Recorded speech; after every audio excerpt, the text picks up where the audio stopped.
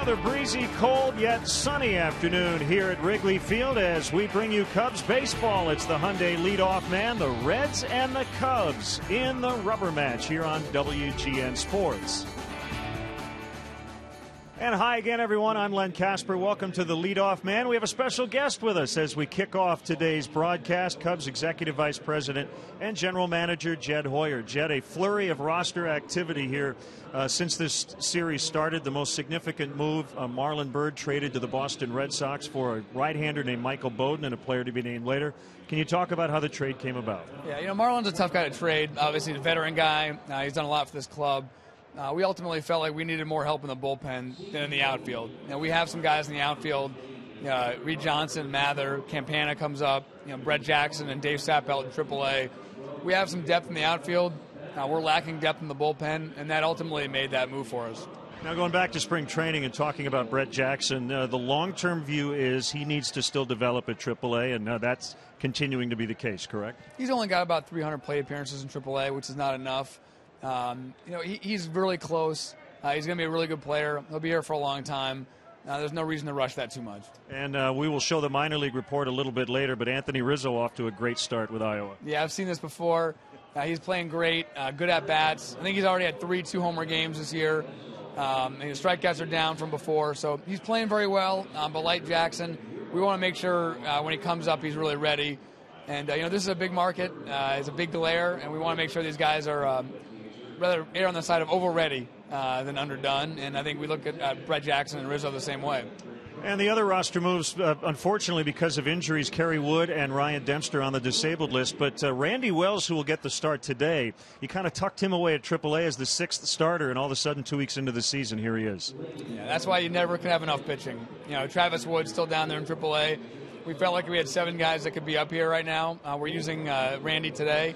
But you need that. Last year I think what got this team in trouble is not enough depth, and hopefully we built up enough where we can throw a really quality major league pitcher like Randy Wells out there when Dempster goes down for a couple starts. And last question, it's all about cycles here, and winning the game yesterday, just hoping the guys relax a little bit. They're working very hard, but I know everybody'd like to see them get on a roll. There's no question. When things go badly, it feels like you never have the lead. It feels like you can never play your game. You're always behind because you can't run. Hopefully we'll start getting some leads here and playing our style of baseball. All right. Are you freezing yet up here in the booth? Not yet, but I will be. All right. Thanks for stopping by, Jed. Go get warm, and we'll continue. It's the leadoff man. It's brought to you by your Chicago and Northwest Indiana Hyundai dealers. Check out the award-winning Hyundai Sonata at myhyundaichicago.com.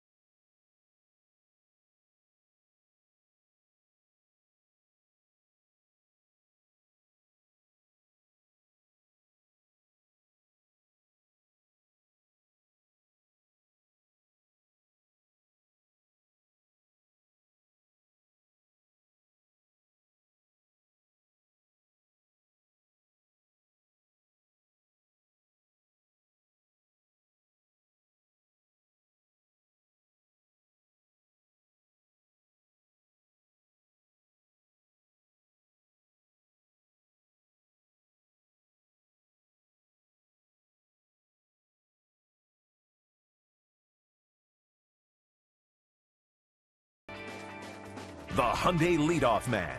Brought to you by your Chicago and Northwest Indiana Hyundai dealers. Check out the award-winning Hyundai Sonata at myhyundaichicago.com.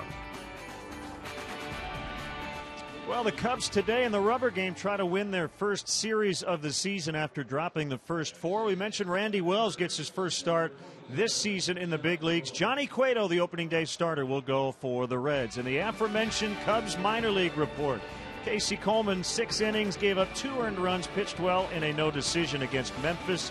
Mentioned Anthony Rizzo off to a fantastic start, hitting .369, and Adrian Cardenas also doing well. Actually, the Iowa Cubs used 2 position players in the 9th inning to pitch yesterday, Blake Lally and Alfredo Amezaga. We'll go first to third around the majors when we come back.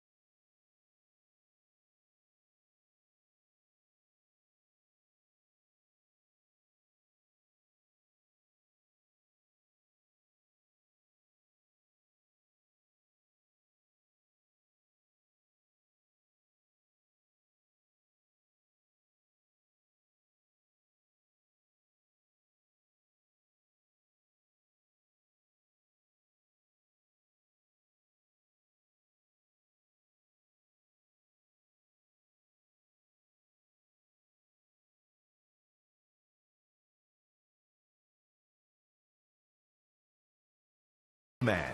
Brought to you by your Chicago and Northwest Indiana Hyundai dealers. Check out the award-winning Hyundai Sonata at myhyundaichicago.com. Welcome back to Wrigley Field, getting you set for Cubs baseball today. The Cubs come in at 4-11, the Reds at 6-9 as they wrap up a 10-game road trip. Let's go first to third in the big stories around the majors. The Cubs will not have to face Cliff Lee in Philadelphia on the upcoming trip. He is on the disabled list. Boy, it's been rough in Boston as they blew a huge lead to the Yankees yesterday. A lot of rain on the East Coast. They may not get that game in tonight. The Dodgers are 12-3, and look what Matt Kemp is doing. Sure looks like he wants to win the MVP. Randy Wells back in the big leagues as he'll take on the Cincinnati Reds. Cubs baseball coming up on WGN.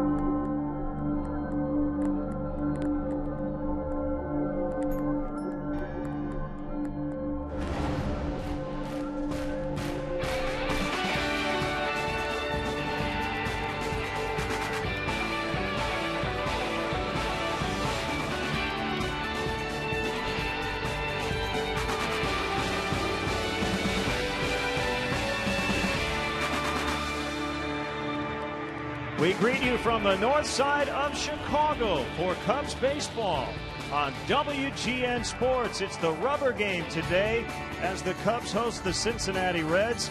And we welcome Cub fans from all over the country watching on WGN America, America's home for baseball.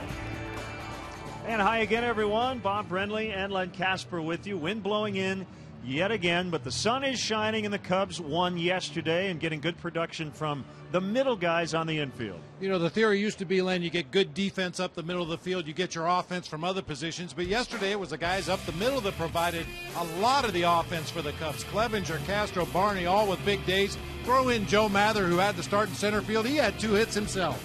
And today, Blake DeWitt will go for Barney at second. Giovanni Soto behind the dish. Let's talk about today's Cubs starter, Randy Wells. He went down to Iowa, made 3 starts, and he's back in the big leagues today. And I'm sure Randy is really looking forward to this start today.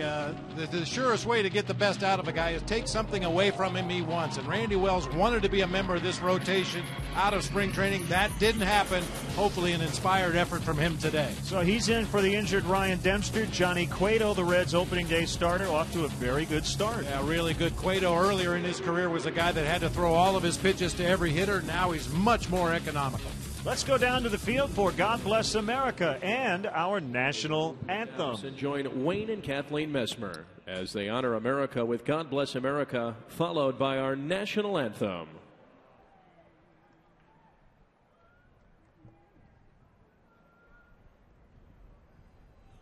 God bless America,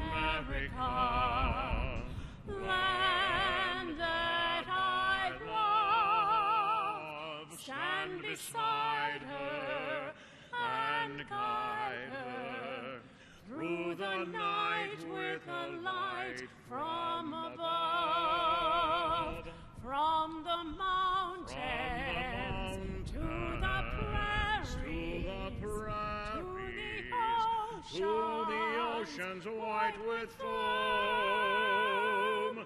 God bless America, my home, sweet home. God bless America, my home, sweet home.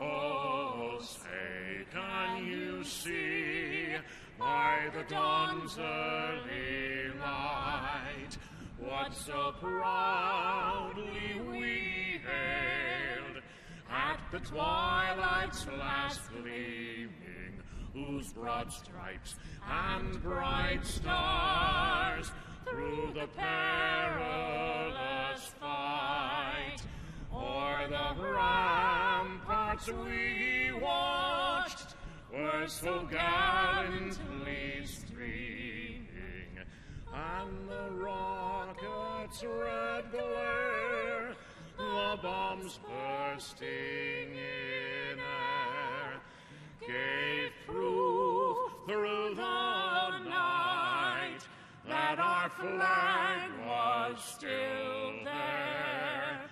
Oh, say does that star-spangled banner yet wave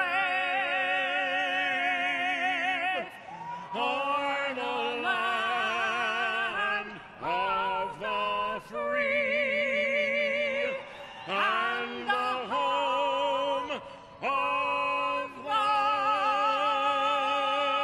the brave?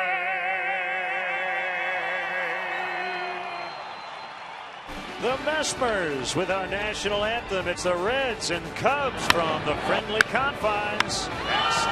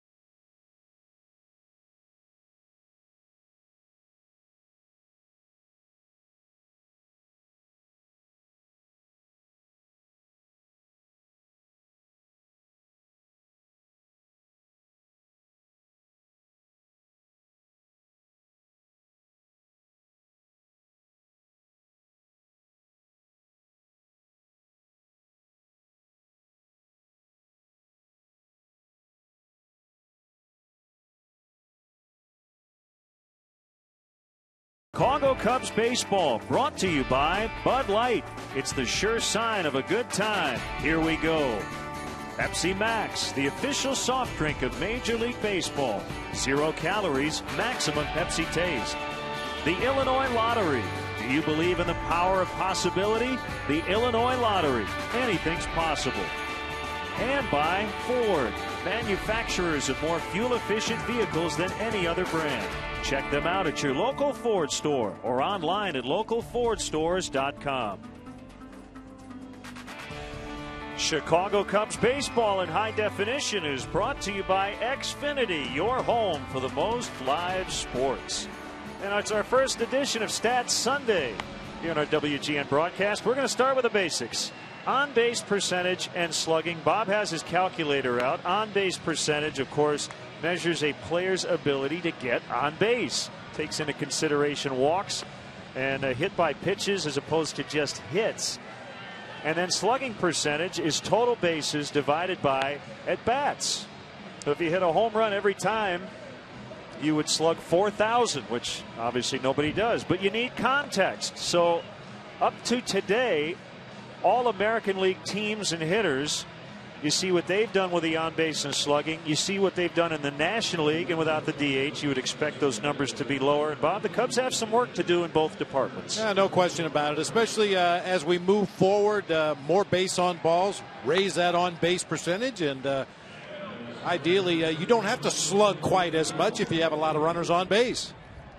Cubs haven't homered in a while. Let's get the Reds starting lineup today quickly. Cozart, Stubbs, Votto at the top. Ludwig, Bruce, Rolen in the middle. Harris in there for Brandon Phillips. Hannigan gets his first start of the series. Johnny Cueto is on the mound. And a guy who has faced this Reds team a lot in his career throws his first pitch of 2012 as a Cub. Randy Wells. Ball one, we're underway. He takes Ryan Dempster's spot in the rotation. Dempster on the 15-day DL with a right quad strain. We will spotlight batting average, on-base percentage, and slugging percentage the first time through each order today. The slash stats, as they're called. You see Cozart, small sample size, but off to a good start. Bob, it's heating up.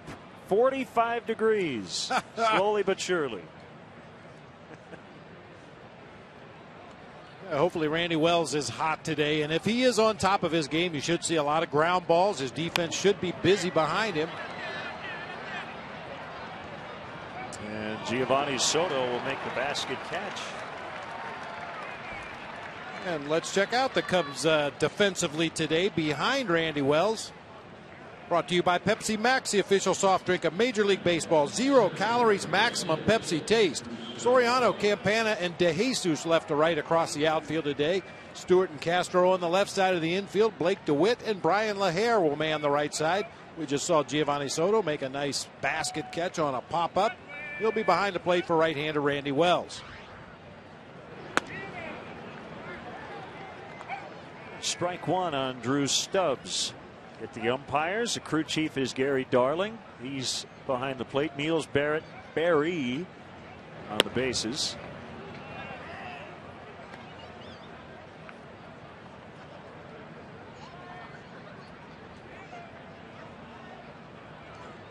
Tenth career start for Wells against the Reds. He's 4-1 with a 3.88.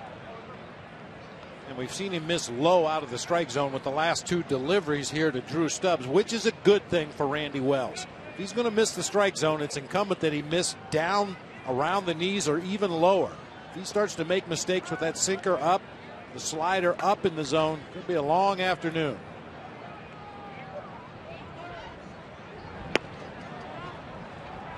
It's on a slider. 3-1. Nasty slider right there. That's the kind most hitters can't lay off of. So Stubbs draws the walk. Got to keep an eye on him at first. And don't forget to check out our WGN Baseball blog on WGNTV.com. Brought to you by Jeff Vukovich, nationwide agent serving the area for 33 years for your auto, home, and business insurance needs. Contact Jeff at jeffvuk.com. Check out the Stats Sunday blog post. We get much more in-depth into our conversation about OBP and slugging. And Joey Votto is a guy, Bob, who will slug a lot more than 385 when it's all said and done. But a great eye at the plate. He's won a couple of OBP titles in the National League.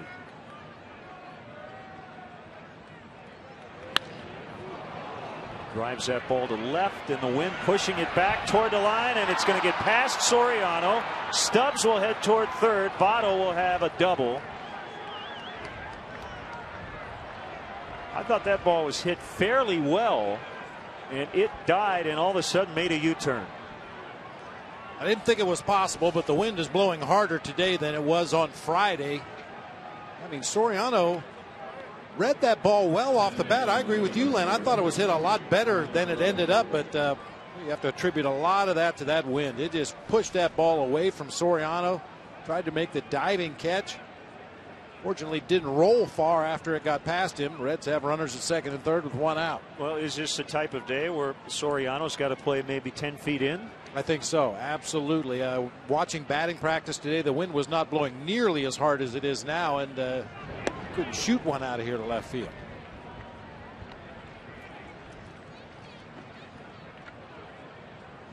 The Reds have scored in the first inning in each of the first two games. 4 runs on Friday against Chris Volstad. They got 1 off Paul Maholm, the only run he would give up yesterday.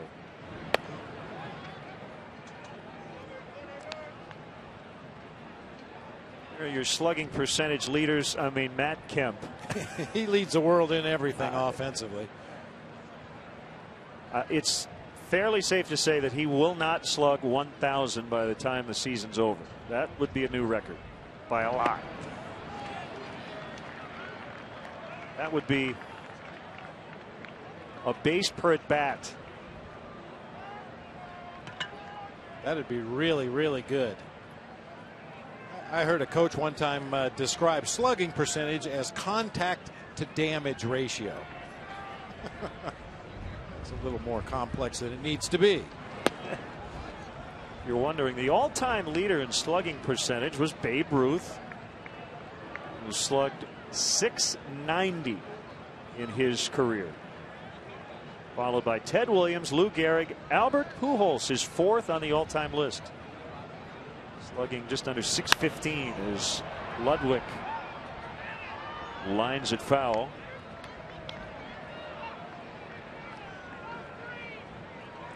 Should be no surprises, Bob, on the active slugging list. Pretty much a list of guys that you would expect to be the active career leaders. And all those guys certainly would have to be classified as home run hitters, but you can raise your slugging percentage if you hit a lot of doubles. Occasionally those guys that play in the bigger ballparks and have good speed, they get their share of triples. As always, the easiest way to up your slugging is to get 4 bases on one swing. Yep. It'll be tough to do that today, particularly to left with that wind. 3-2 on the way and a foul. We'll do it again. Now, once again, the wind was not blowing nearly as hard during batting practice as it is now, but right field was reachable. A lot of the left-handed pull hitters, including Brian LaHare and David DeJesus, Ian Stewart, were reaching the bleachers in right with ease, but the guys trying to go deep to left field had no chance.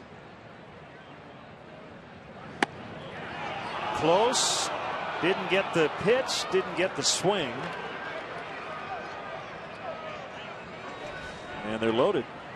Tough pitch to take. It looked like it might have been just a little bit off of that outside corner, but you got to have some kind of eye to take that pitch for ball 4.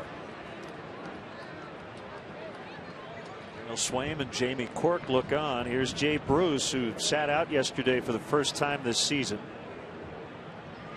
Big spot already for Randy Wells in the first inning.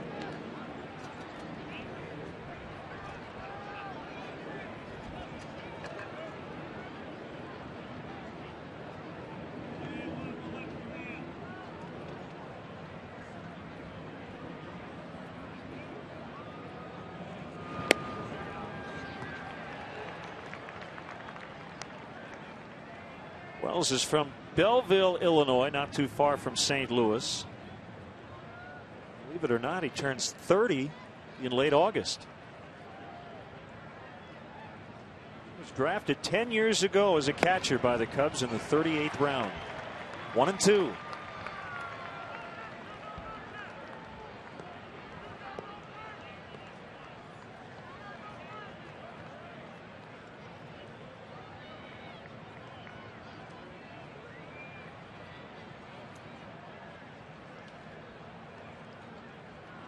Here's a pitch that bounced in front of home plate and blocked by Soto.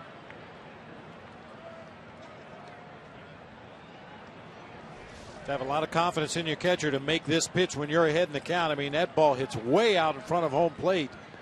Looked like Gio blocked it with his left bicep that time. I say it all the time. Doesn't always hit padded areas.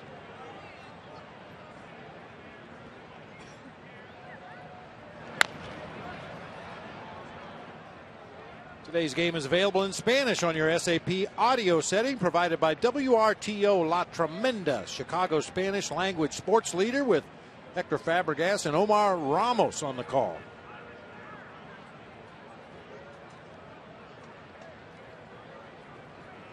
Pulling out the heavy gear today.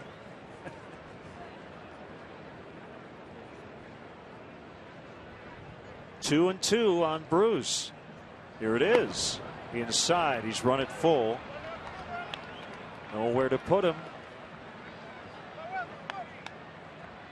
Scott Rowland on deck.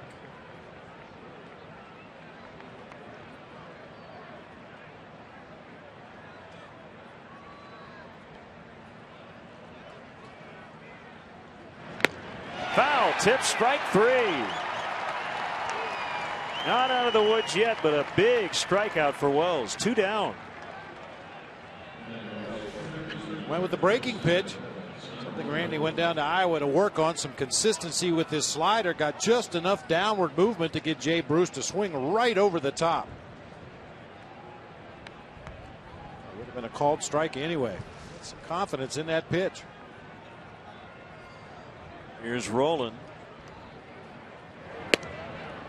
0-1.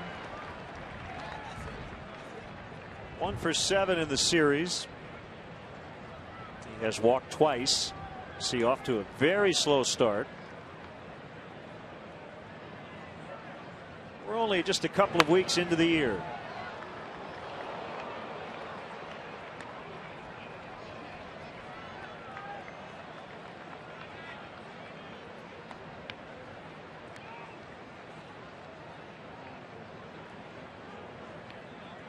To tell you how much the Reds have struggled offensively, the Cubs have outscored them by a half a run per game. Off the outside corner. 1-2. Well, he's not missing that outside corner by much with that little comeback sinker. Soto even catches it with his glove moving back toward the plate. May have just nipped that bottom quarter of the zone, but if he did miss, that's where he wants to miss, down there. Runners will hold.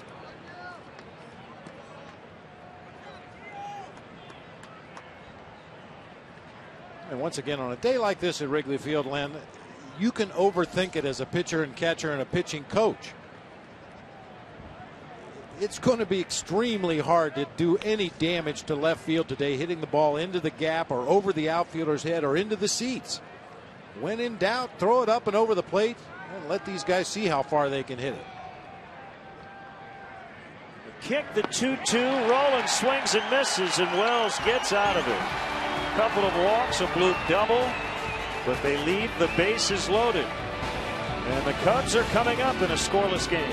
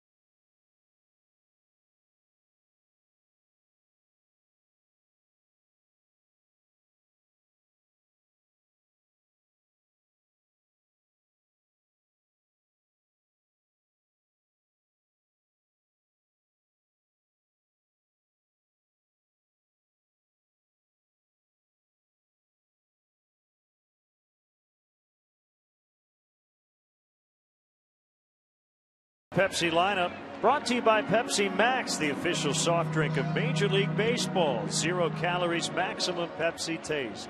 David DeJesus leads it off. Tony Campana in center after the trade of Marlon Byrd to the Red Sox. Castro, Lejer, Soriano in the middle. You got Ian Stewart 6th, Soto, DeWitt, and Wells rounding it out.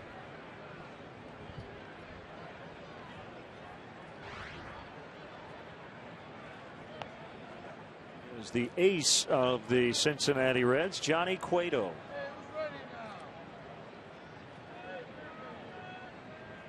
Three starts, 1 win, 2 no decisions, and a sub-2 ERA. And a first pitch strike to DeJesus.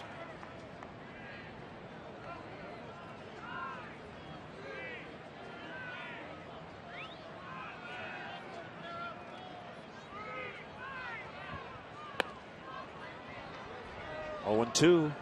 I mentioned Johnny Cueto in the open of the show, a guy with 5 quality pitches, actually, a 2-seam fastball, a cutter, a curve, slider, changeup, and in the past seemed like he had to throw all those pitches to every hitter. Didn't want to just get them out, wanted to embarrass them. But we're told by Brian Price, the pitching coach of the Cincinnati Reds, that he's being much more efficient this year. He's throwing a lot more 2-seam fastballs, fewer changeups, fewer slow breaking pitches, just going hard after hitters down in the zone trying to get quick outs.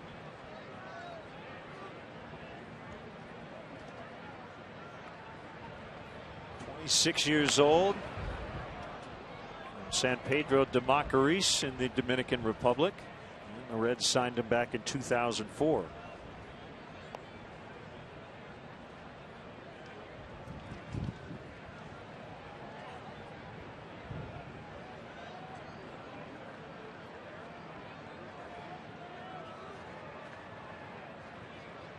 Another 0-2, and he struck him out.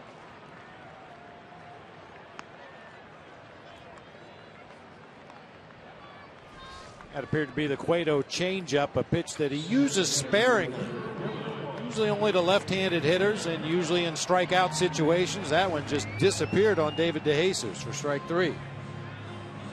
Here's Tony Campana, who got called up yesterday to replace Ryan Dempster on the active roster.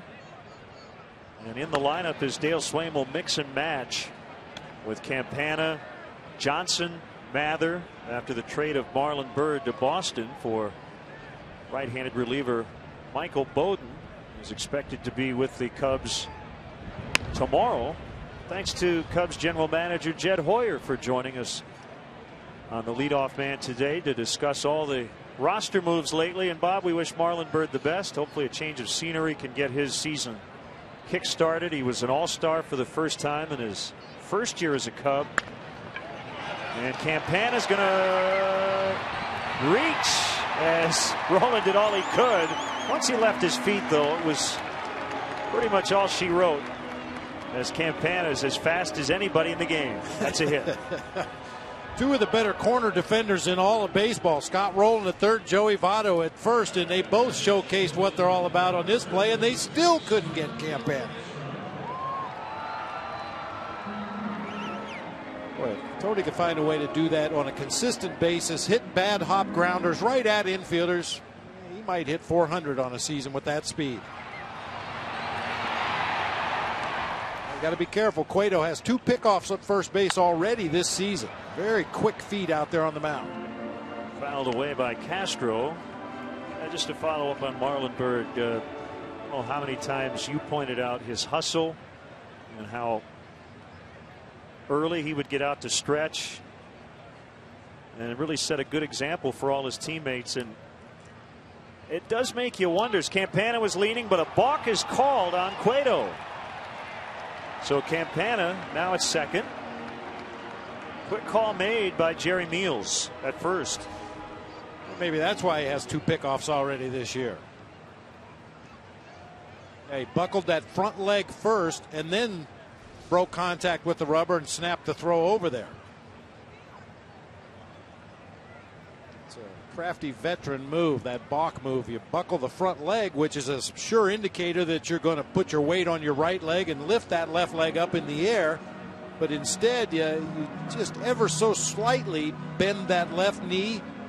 the runner takes that as a trigger to get his secondary lead, and then you spin and throw to first base. Rick Sutcliffe used to have a real good balk move.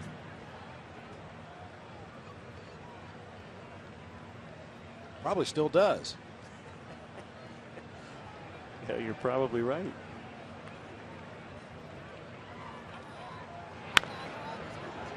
It's bounced foul. Take a quick look at the Reds defensively here this afternoon. Ryan Ludwig in left field, Drew Stubbs in center, Jay Bruce over in right field, Roland, Cozart, Harris, and Votto across the infield, third to first. Ryan Hannigan getting the start behind the plate today for right-hander Johnny Cueto. Yeah, that's significant. Ryan Hannigan is a ERA about 2.5 runs lower when he's behind the plate in the early going this season. He's considered the better defensive catcher, works with the pitching staff extremely well, but Devin Mesoraco is the future for the Reds behind the plate.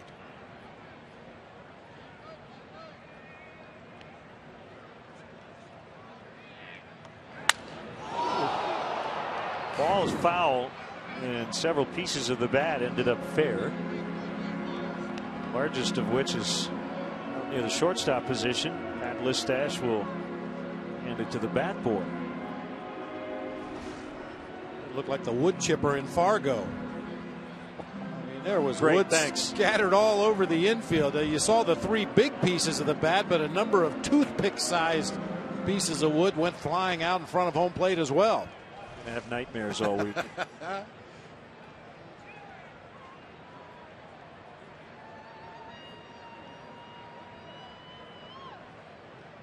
Castro with a 9-game hitting streak. And he swings and misses, not real happy with himself. Anyway, Bob, just to finish up my point about Bird, he'll join the Red Sox. Remember, his season was kind of derailed last year when he took a vicious pitch in the face from Alfredo Aceves, his new teammate. He was just okay when he came back, but you know, you do wonder how devastating an injury that was psychologically. He did come back this year and did not wear the face guard, and I know he would never use that as an excuse. He missed 6 weeks last year after that particular play. And just could not get on track this season. That'll go 3-1 to get Brian LaHare.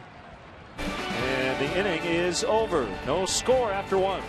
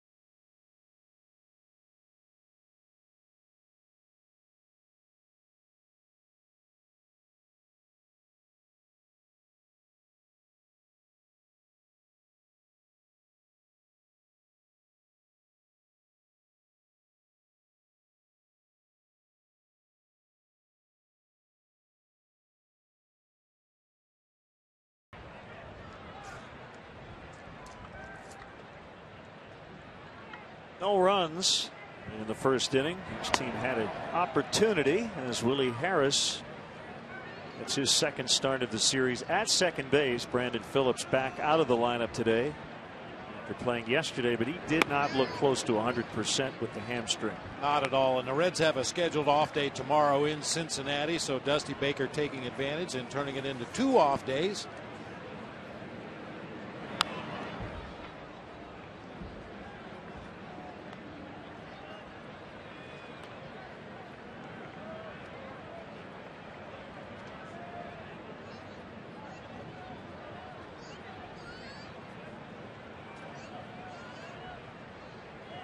One and 2 on Harris.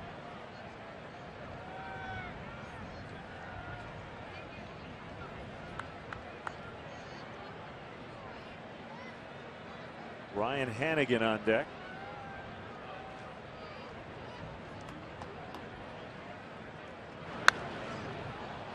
Ungolfed foul. Hey Bob, we want to send out congratulations to Ed Halber, Cubs assistant athletic trainer, and his wife Sarah, who welcomed their second baby on Friday, Gabriel Walter Halber, born in Des Moines, Iowa at Mercy Hospital. So Ed and Sarah and big sister Addison are all doing well and excited about their new addition. So congrats to the Halbers. Absolutely. Second baby in less than a couple of weeks. Reed Johnson and his wife had a baby just a little while ago. Set up some play dates. Yeah.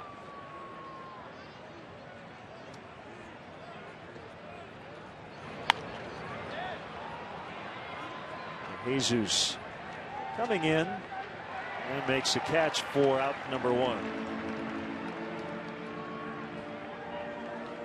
Hey Len, we want to let our AT&T Uverse viewers in Chicago and around the country on WGN America know that during every Cubs home game this season, if you go to channel 780 or high def channel 1780, you can see a special multi-view presentation that shows you all of our different live camera angles right here at Wrigley Field. It's pretty cool.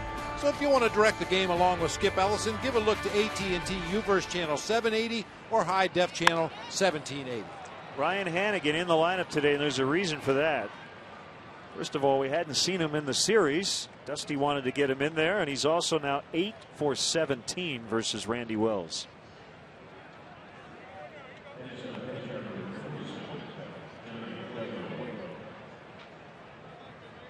That's what you try to do as a manager. You look for those matchups where somebody just has overwhelmingly good or bad numbers against an opposing pitcher, and you pick that day to get him in there or get him out of there, whatever the case may be.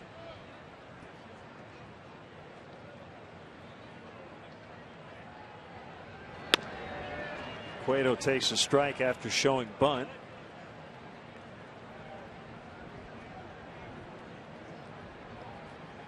There you have it.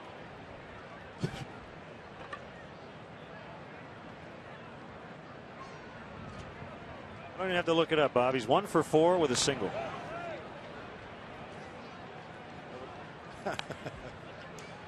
See, that's easy math right there.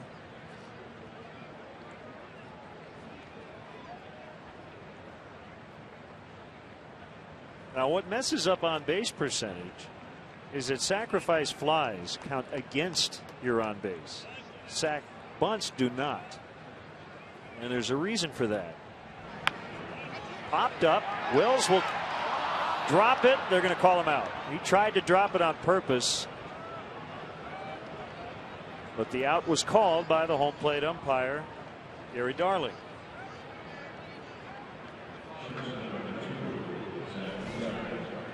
Gio wants to pitch up. Randy Wells delivers it up, and this is what you're looking for, the pop-up.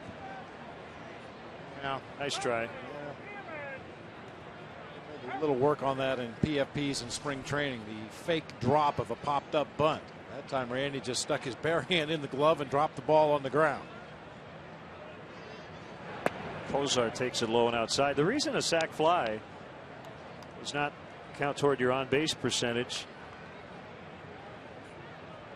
and counts against it, in fact, as opposed to your batting average, is the thought is when you hit a sac fly, you're trying to get a hit. You're not trying to necessarily make an out in that spot, whereas a bunt, your intentions are obvious.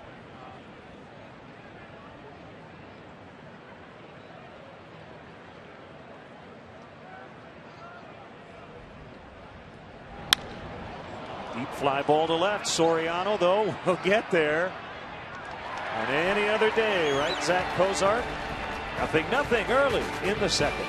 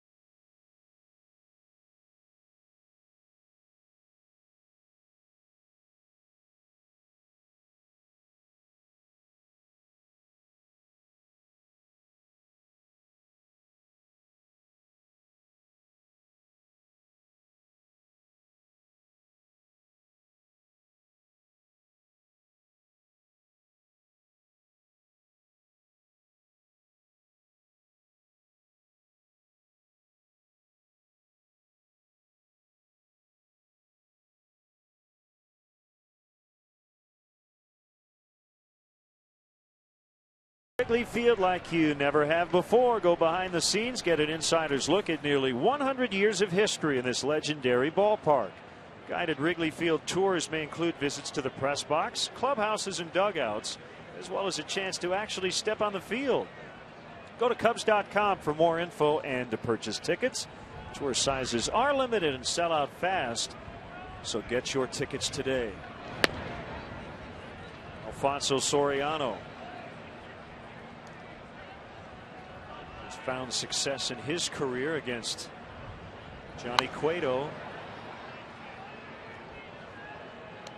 .313 with 3 home runs.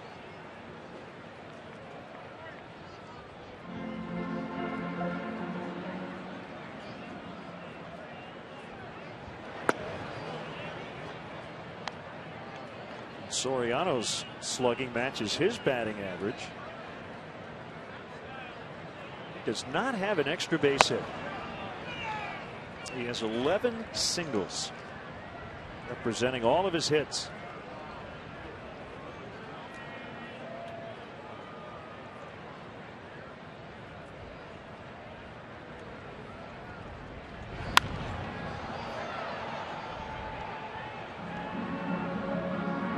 That's a big change from spring training when he was hitting the ball out of the ballpark with regularity, but it was about 78 degrees and we were in thinner air in Arizona.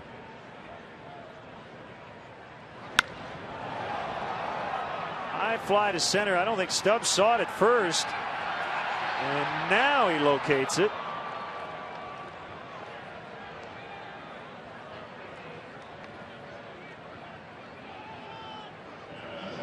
Make sure you keep in touch. You can email us at LennonBob@Tribune.com and follow us on Facebook and Twitter as well. We'd love to get your feedback on the Stats Sunday feature. And go check out the blog as well.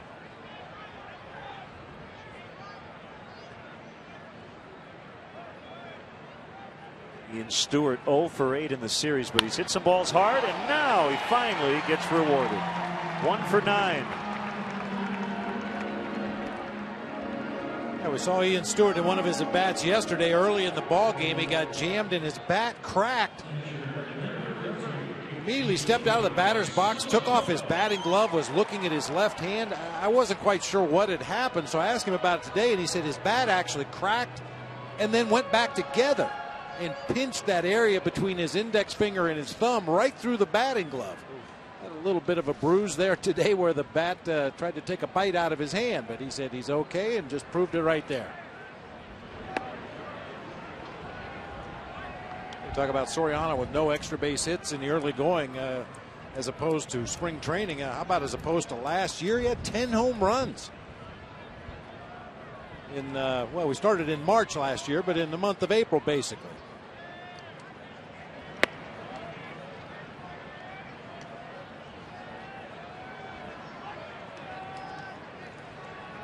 One of the illustrations of on base and slugging in the blog post regards Giovanni Soto's season last year when you compare his offensive numbers to other catchers, which is also something you have to keep in mind.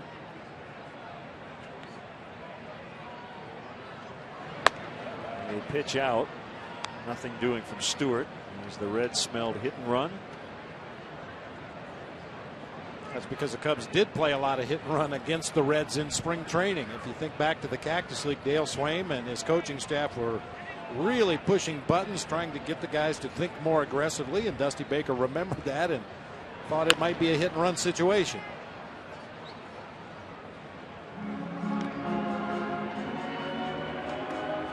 Well, there's a little extra motivation for Gio because Steve Clevenger just keeps on hitting. He's 10 for 17 to start the year, and he's done a really good job behind the plate too.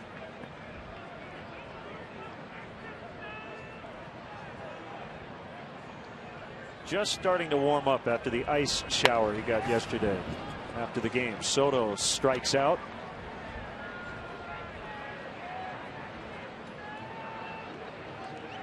And it'll bring up Blake DeWitt.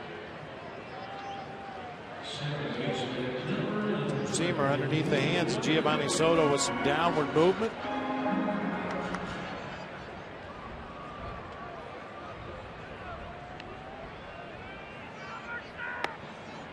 Called strike.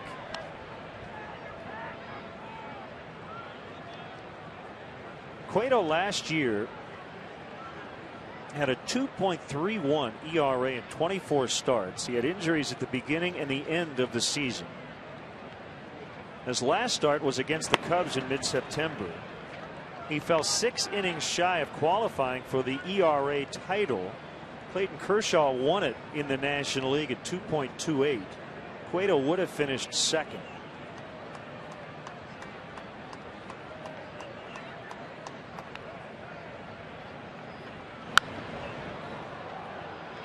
In fact, Bob, how about this?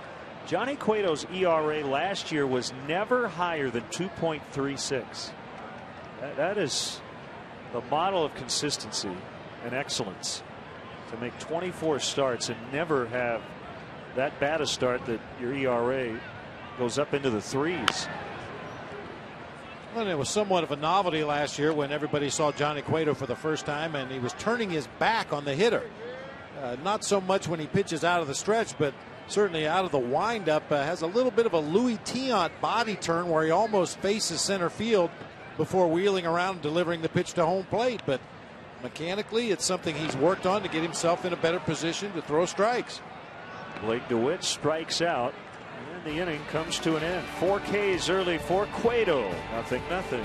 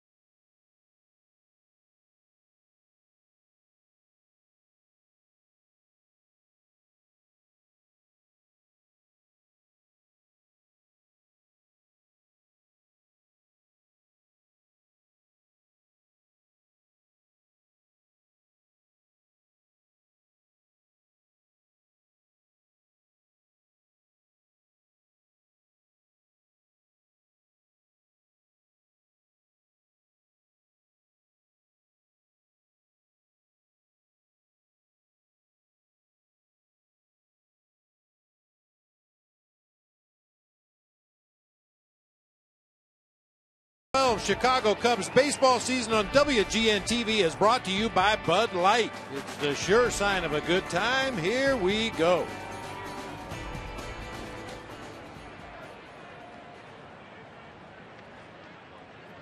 Well, Randy Wells worked out of a big-time jam in the first inning. He knows he needs to be good today with Johnny Cueto going for the Reds. And as Drew Stubbs checks his swing, bounces it foul. I missed it. What happened behind the dugout? The gentleman had his beverage in the beverage holder right there in the back of the first base dugout, and the ball actually bounced right on top of his cup, spraying beverage everywhere.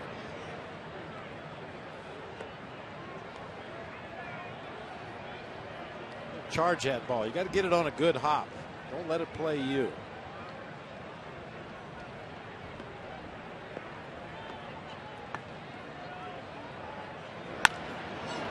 Lined into center. Stubbs is on for the second time. 3 hits now for the Reds, 1 each inning.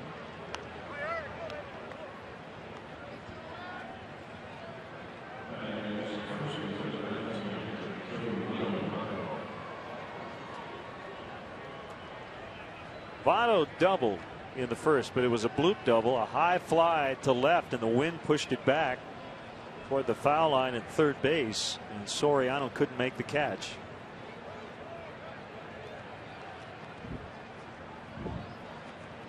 Randy Wells was never going to throw a pitch. He was just going to wait out Drew Stubbs. That's a designated sign that comes from the bench. You want your pitcher to come to the set position and just hold the ball to see if you can get that runner at first base to tip what he's possibly going to do. Some guys get very anxious, get their weight out on that lead foot, start leaning towards second base. Also, when you get back on the rubber to throw the pitch, the third base coach usually goes through another set of signs, and for those who are so inclined to try to steal those signs, the more times you can make the opposing team go through them, the better your chance of deciphering something.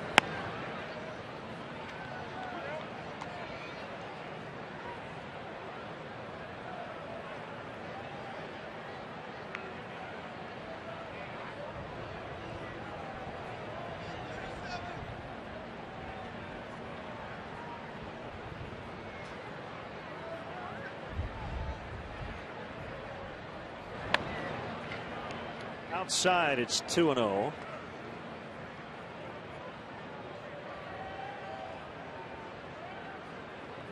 We showed you our slash stats first time through the orders today.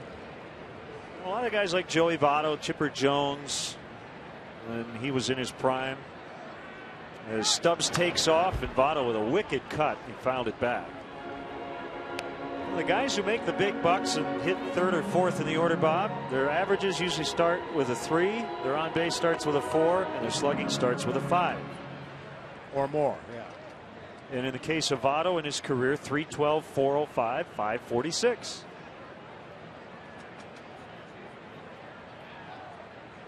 I'm surprised to see Stubbs running on the 2-0 pitch to Joey Votto. For the very reason you just mentioned, this is a guy that doesn't chase bad pitches. 2-0, 3-1. You would think you want to give Joey Votto the opportunity to pick the pitch if he wants to swing at it. Not that he was protecting Drew Stubbs, but generally your good hitters, your 3, 4, 5 hitters, your run producers in the middle of the lineup, when they have a good count in their favor, you want to give them the liberty of picking a pitch and trying to do some serious damage. 3-1 to Votto. Stubbs takes off. That one ripped out into the gap. Stubbs should be able to score, and Votto will end up with a standing double, and it's 1-0 Cincinnati. Got ahead in the count, got a pitch to his liking, and he drilled one into the alley.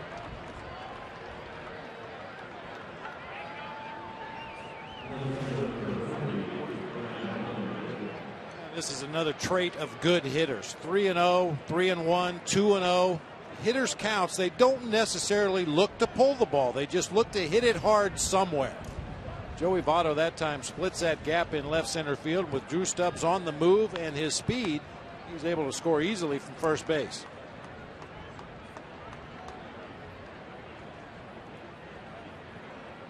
Ryan Ludwig walked in the first inning. Takes one in the dirt. Ball one. Talked about this yesterday.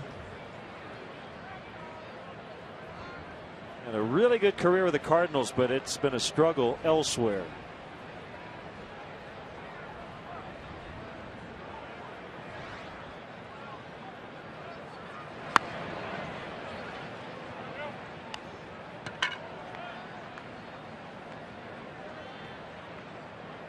You hit near Albert Pujols in the lineup, it helps. Well, today he's hitting behind Joey Votto and in front of Jay Bruce.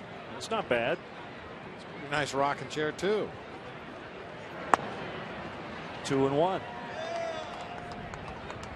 Without talking to Ryan Ludwig, we won't know for sure, but I would venture a guess, Len, that he'd attribute some of that to the fact that when he was with the Cardinals, he got off to a good start. He was in the lineup every day. Never had to worry about platooning. What are my numbers against this opposing pitcher? He knew he was going to play every day when he was in St. Louis. And for some guys, that peace of mind, that security of knowing that you've got your spot in the lineup allows you to relax and do the things that you're capable of doing. When you show up every day at the ballpark and you have to check the lineup card and see your matchup numbers against that day's pitcher and find yourself playing 2 or 3 days a week, it's tough to get going. Campana makes a catch. Votto tweaked his foot. He went back and jammed his right foot into second base. And now we'll walk it off.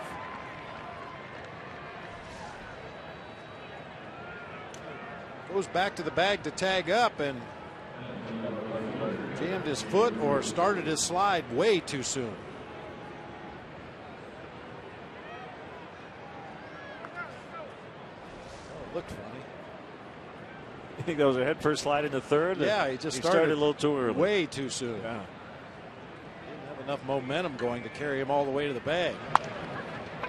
Now he'll trot to third on a ground out by Bruce.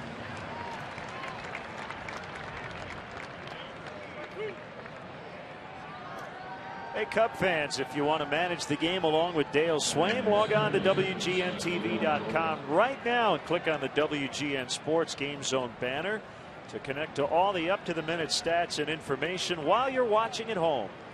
Game Zone is sponsored by The Great Escape, pools, patio sets, play sets, hot tubs, and more.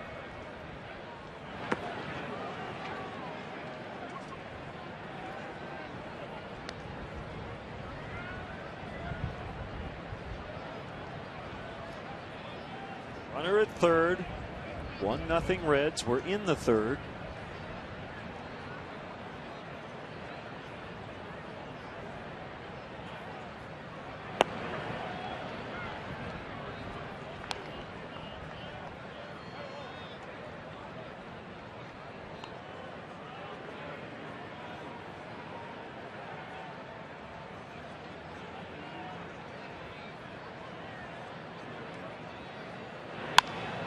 And Roland bloops into right, and it's 2-0 on an RBI single, scoring Votto. Third RBI of the year for Roland.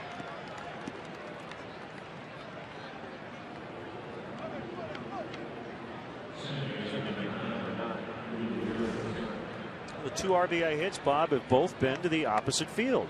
Good sinker that time, working its way back to the inside corner. Kind of jammed Scott Rowland, but strong enough to muscle it out there just over the right side of the infield for an RBI hit.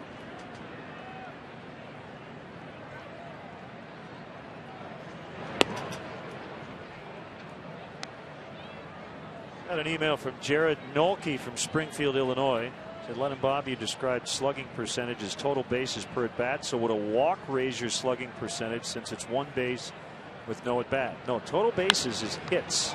How many bases you get on each hit. But a good question, Jared. Randy Wells gives up a couple in the third. It's 2-0 Cincinnati.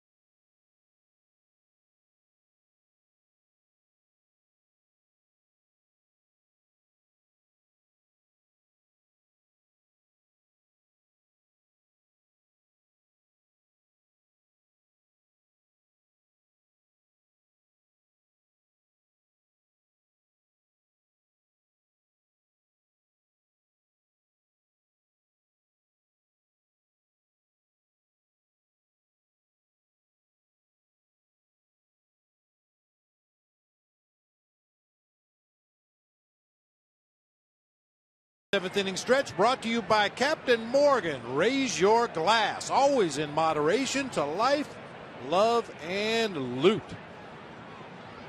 Earl Bennett, Bears wide receiver, will join us in the seventh. Noticed he wasn't wearing his orange cleats today, though. Didn't want to get fined again. Yeah.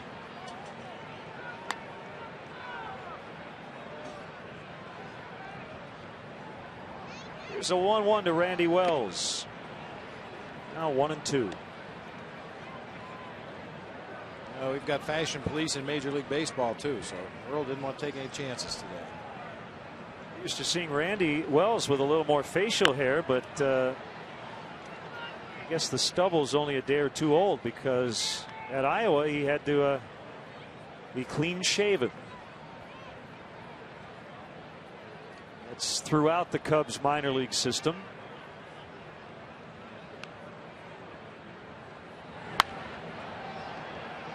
You may ask, well, why do you have those types of rules in the minor leagues? I think it's a rite of passage. You pay your dues.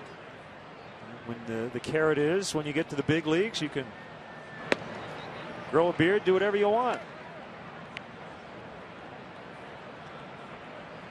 That's a good way to put it. A carrot, something to strive for.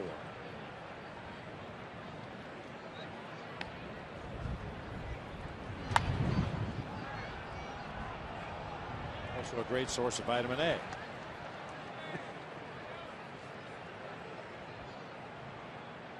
Do you have any grooming rules when you were with the Giants? No. Well, with the Giants, let me think. I don't think we were allowed to have beards. Mustaches were okay as long as they were neatly trimmed, hair no longer than the collar of your shirt, but that was a different era. As a manager, just show up.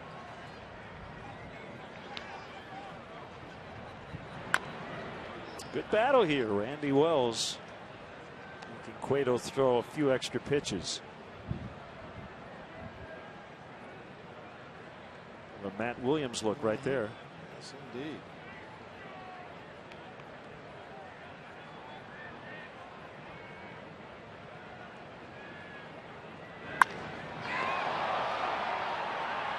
Stubbs in right center. Let's step aside and see what's coming up on WGN.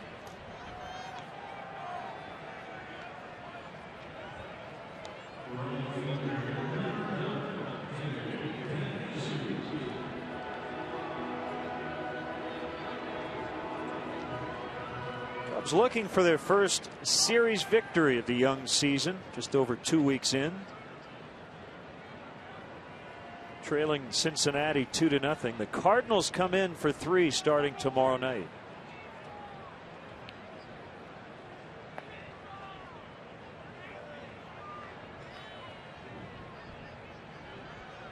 They're in Pittsburgh today. Rubber game for them. They're leading 2-0. Rather 3-0 St. Louis in the 6th. Kyle Loesch against Eric Bedard. A.J. Burnett coming off the DL, making his Pirate debut last night, was excellent. And a base hit.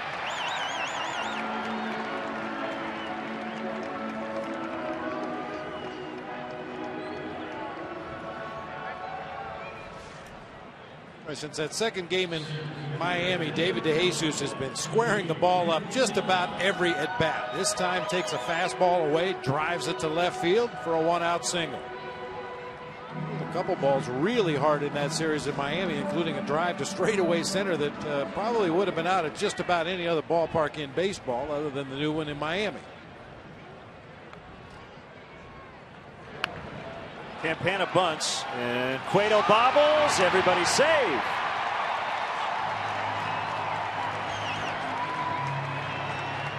Sacrifice for Campana and an error on Cueto. That's the element of speed. All it takes is a momentary lapse defensively. Cueto, in his rush to get the ball into his throwing hand, didn't come up with it cleanly. Pena streaking down that first base line. You could see Cueto was looking up before he fielded the ball cleanly. Comes right out the end of the glove by the time he recovers. Tony's on first base.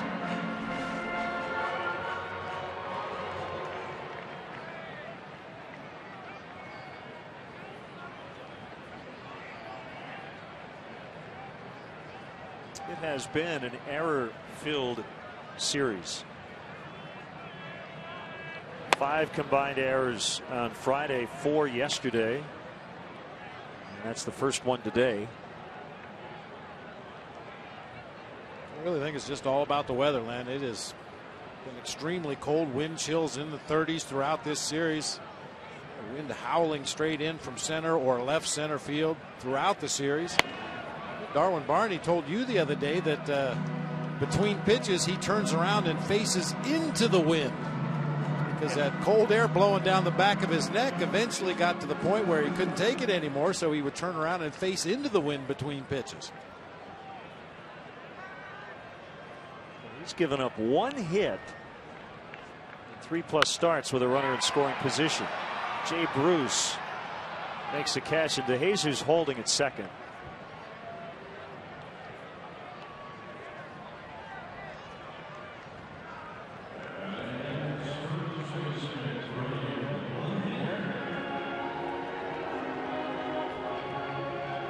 Two down, it's Brian LaHare.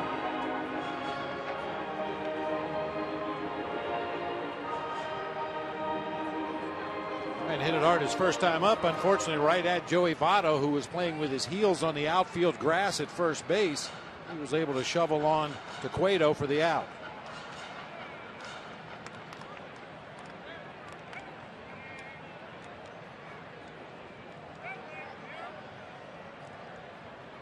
Not sure that's an officially licensed Cubs winter cap.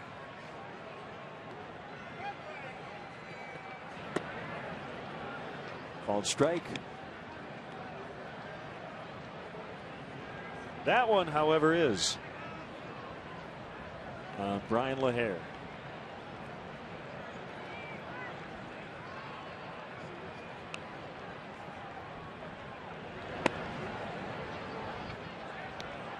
One and one. A lot of rain on the East Coast.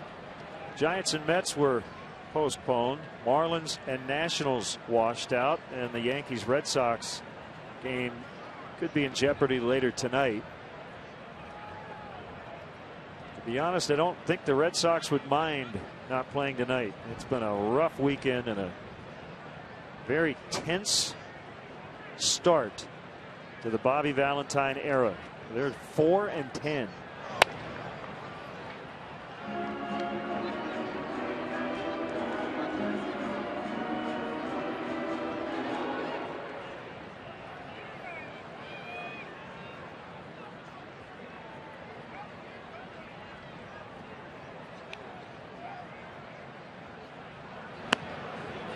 Outside, 3-1.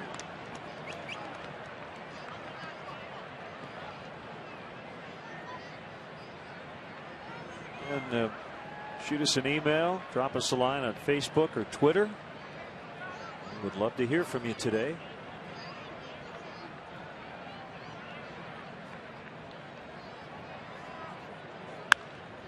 Three and 2 to LaHare.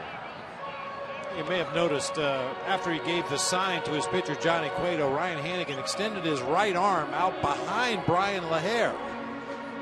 He just wanted to let Joey Votto and Willie Harris on the right side of the infield know that an off-speed pitch was coming. Right there. Not exactly the most subtle movements you'll see behind the plate, but wanted to alert those guys on the right side of the infield that it may be coming their direction. Bases loaded.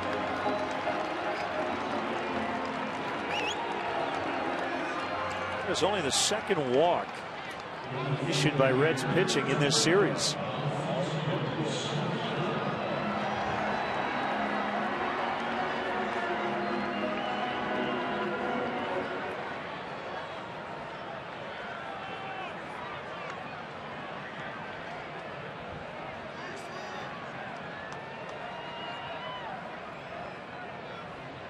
Single error, walk, bases loaded, 2 outs. And Soriano, who flied out to center his first time, he takes a fastball away. Cueto and Hannigan wanted it. Didn't get it.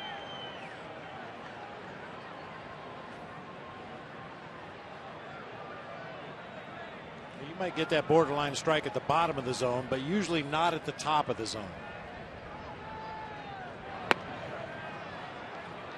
Slider strike. Exactly what we're talking about right there. That pitch was right on the outside corner, but it was down around the middle of the thighs as opposed to the pitch before that was up around the belt.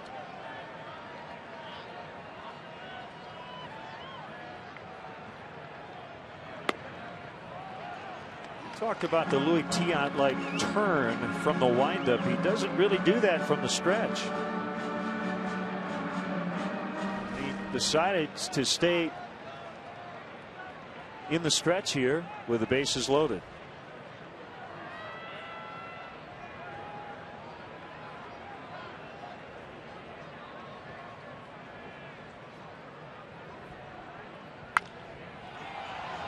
Bounce to Cozart, throw to second, and they get LaHare to end the inning. The Cubs have stranded 5 men through 3 innings and trail 2-0.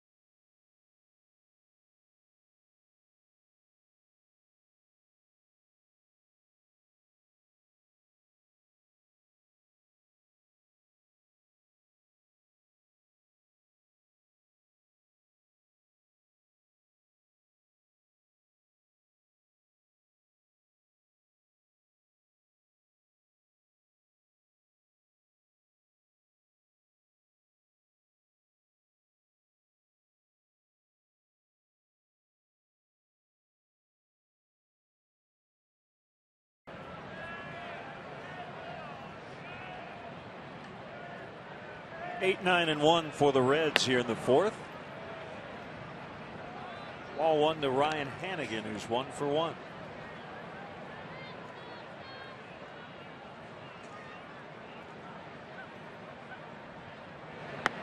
Used to split time with veteran Ramon Hernandez. Now it's with Devin Mesoraco.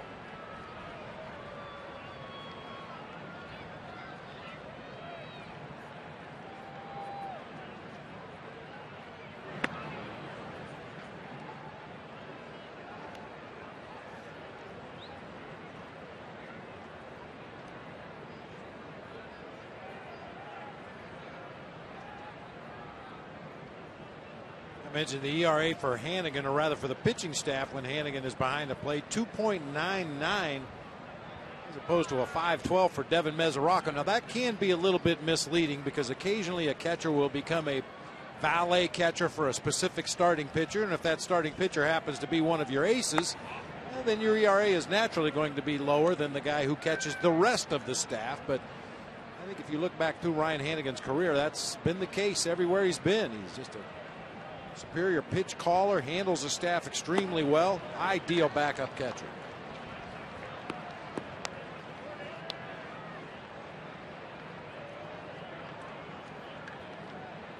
Hannigan walks to start the inning. His He's got to take a little break before finishing the pretzel. A long day. Pace yourself. Oh, we had a nice email question. Those are smart. If a major league veteran, Bob, goes on a minor league rehab assignment, does he have to shave? I don't think so. This is a new rule this year for the Cubs organization, the facial hair rule in the minor leagues. In the past, guys have been allowed to have neatly trimmed mustaches and neatly trimmed beards, but I don't think so. Cueto gets the job done. 3-4. A sac bunt.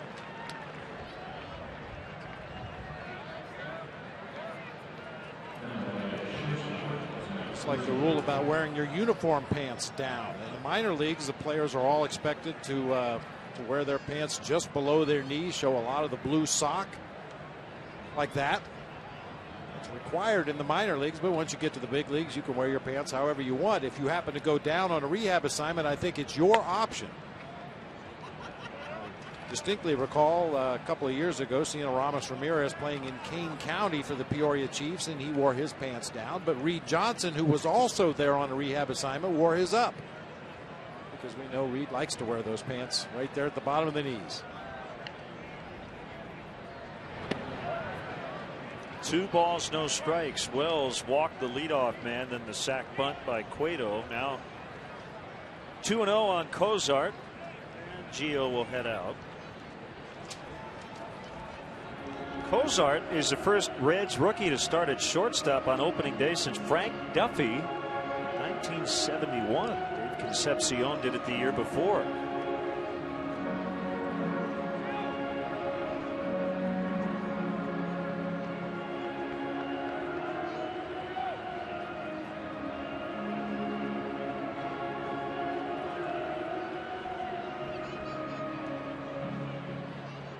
She's concentrating, isn't she?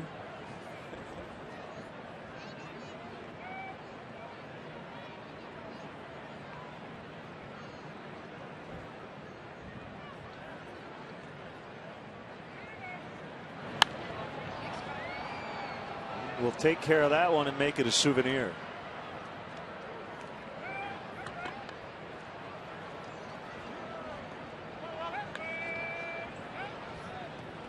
There's a real good chance the Reds will have a couple of other rookies starting at shortstop at some point in the near future. Been talking about Billy Hamilton, one of their young prospects who's playing in high A ball this year. They think he's a can't miss major league shortstop. So have another youngster named D.D. Gregorius who is making his way through the Red system. He too is shortstop. Thinking that one of those guys may end up moving to second base at some point, but with Brandon Phillips just signing a 5-year contract, it won't be anytime soon.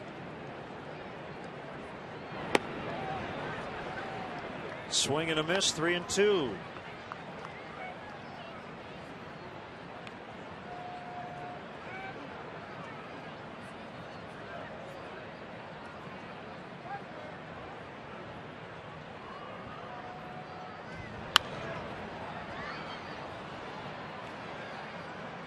You know, I think it's interesting, Bob. The late Ron Santo goes into the Hall of Fame this year with Barry Larkin.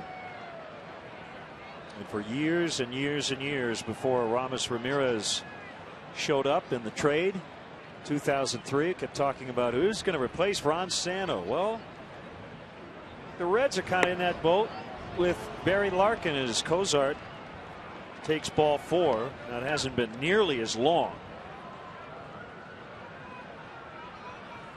But the opening day shortstop since 2005 with the Reds, Rich Aurelia.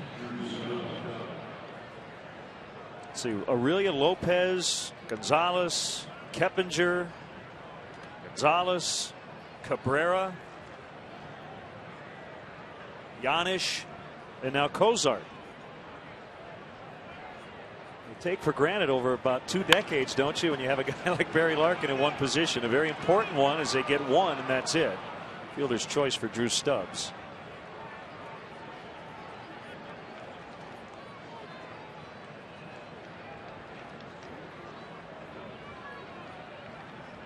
It's just such an important defensive position, and a position that you would like to have some consistency from year to year.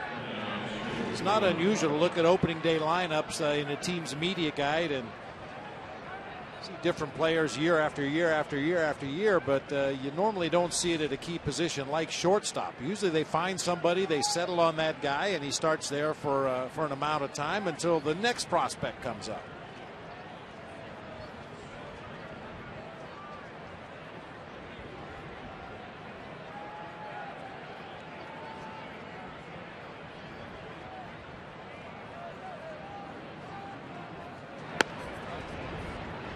It all depends too, or part of it depends on where you choose to allocate your funds as far as your payroll.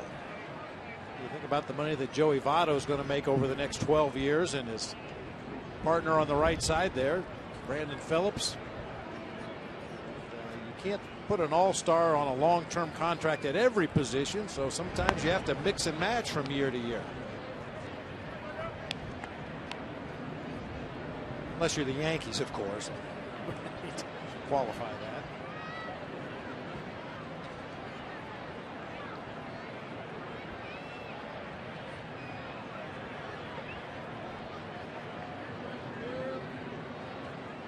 A 1-1 count on Votto. Here's the pitch. Inside.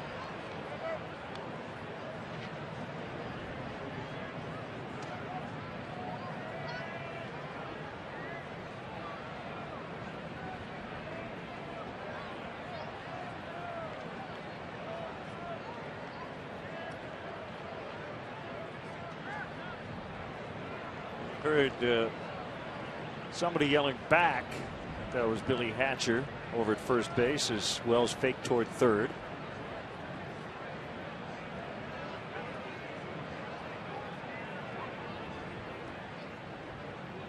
We discussed it the other day. There's a movement that, you know, at some point that move will be banned. And I think the other thing that you just see in this case, the fake to third part is really the part that makes no sense in this spot. I mean, Randy Wells is not going to throw to Ian Stewart, who's about 60 feet away from third base. And that is totally deceiving that runner at first. But every team still does it. Votto takes ball 4, and all of a sudden Wells has walked the bases loaded. It's 4 walks on the day. Talking about that third to first move, Lynn, Dennis Martinez, El Presidente, added a little twist to it because it becomes such an obvious play. Everybody had it, everybody used it, nobody ever picked anybody off. And occasionally when you fake to third, as you wheel to throw to first, that runner from third would come a little further down the line. So Dennis Martinez would fake to third, turn, fake to first, and turn and throw back to third to try to get that guy coming down the third base line. Like it. Castro looks it in, gets it to DeWitt, and the inning comes to an end. Still 2-0 Reds.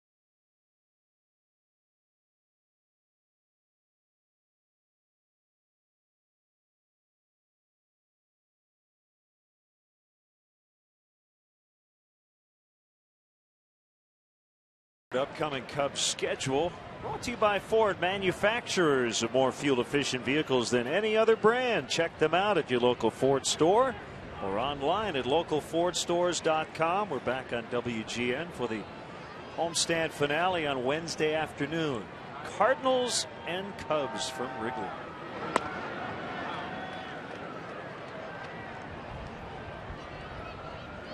Nothing in one to Ian Stewart. The Cubs have left 5 on through 3. The Reds have stranded 8 through 4.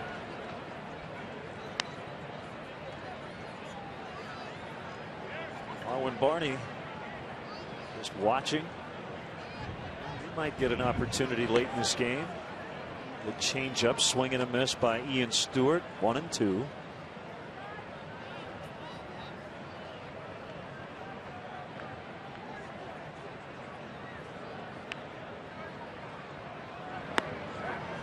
Called strike 3. 1 away. It's time to take a look at today's Illinois Lottery. Anything's possible player. I'm telling you, Philip Humber yesterday, the 21st perfect game in Major League Baseball history. He was just fantastic. I don't know how much of the game you got to see, Len. I got to see it from the 5th inning on, and boy, he had it all working, especially that breaking ball. Call it a curve, call it a slider, call it what you will. Tremendous command of his off-speed stuff. Had a huge assist from his catcher, A.J. Pierzynski. Got a lot going on in that 9th inning. Yeah. 2 3-ball counts, both in the final inning. He went 3-0 on Michael Saunders, the leadoff guy in the 9th. Came back to strike him out. You had Brendan Ryan getting called out on a checked swing on a slider that was well out of the zone for the final out of the game. Ryan started to argue if he had simply run, he might have been safe. That makes a better story this way. I agree. Called strike 3. So back-to-back Ks of the looking variety. 6 on the day for Johnny Cueto. That's when your brain gets in the way of your bat right there. Giovanni Soto. And a couple of real hittable pitches. That one might have tailed off the inside corner, but with 2 strikes, you got to be able to protect against that pitch. Quick strike on Blake DeWitt. Cubs a victim of a perfect game thrown by Sandy Koufax on September 9th, 1965. The last time the Cubs have been no hit.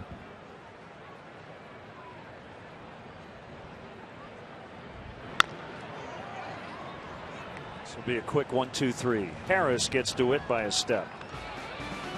Cueto with a 2-0 lead after 4.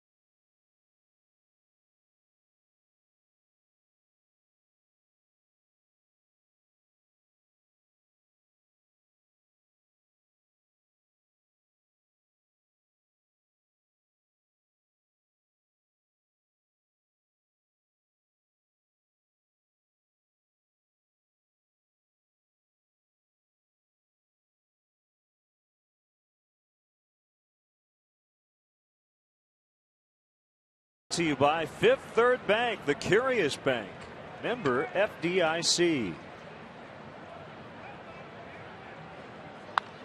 We've got prom invites going on in the ballpark, and we've got an extra base hit for Jay Bruce.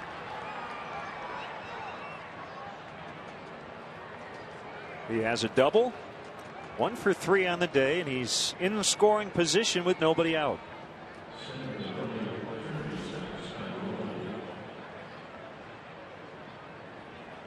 Like a backdoor slider that just caught too much of the plate for Jay Bruce. Keeps it fair down into that right field corner. And with that leadoff base hit, Rodrigo Lopez will begin to crank it up in the Cubs bullpen. Here's Scott Rowland, 1 for 2 with an RBI.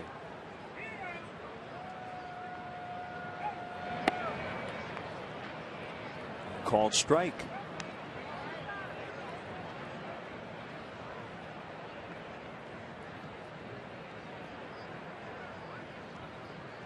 Well, we've seen a lot of perfect games lately, comparatively speaking. Philip Humber, the 21st of all time, the 19th in the modern era. There were 2 back in 1880. But Roy Halladay, Dallas Braden, perfect in 2010. Mark Burley the year before that. You witnessed Randy Johnson's in 2004.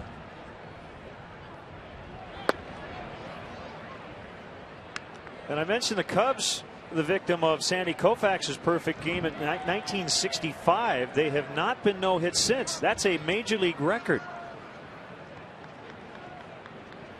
7,300 plus games consecutively without being no-hit in a 9-inning game. De Jesus makes a tough play look pretty easy. Nice catch. And that's the first out.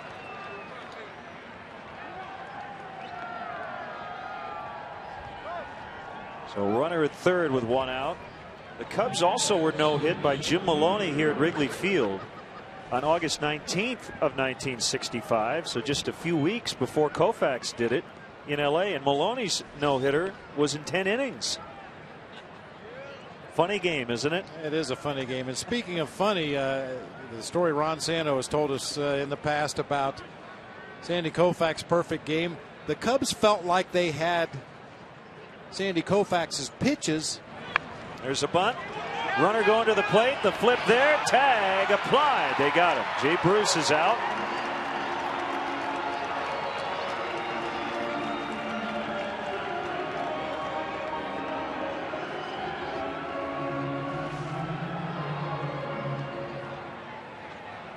Ball bunted right back to the mound. Randy Wells even had time to turn his head to see if Bruce was coming down the line at third. This, I think, was maybe Willie Harris trying to bunt on his own, or perhaps a safety squeeze and a bad read by Jay Bruce, the runner at third base. But whatever it was, it turned into an easy second out at home plate.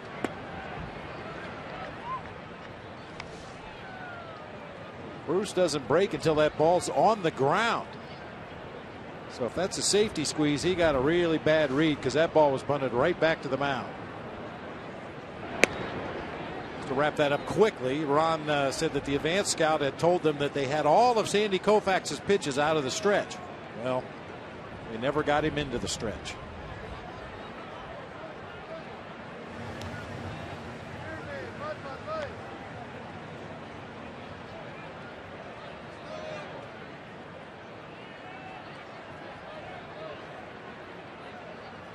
The funny thing about a perfect game, Len, or even a no-hitter for that matter. Runner goes, and he is out. Can you hold that thought? Yeah. Soto gets Harris. Still 2-0.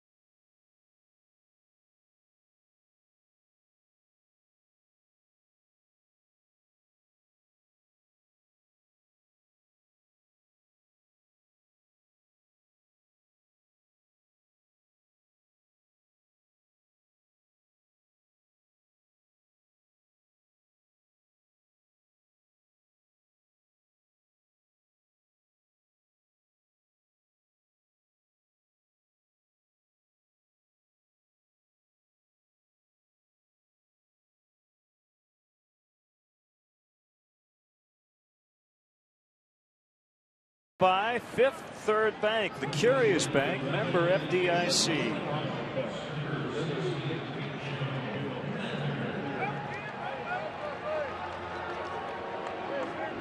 Dale Swaim's going to play some of his chips, so to speak, with Joe Mather pinch hitting.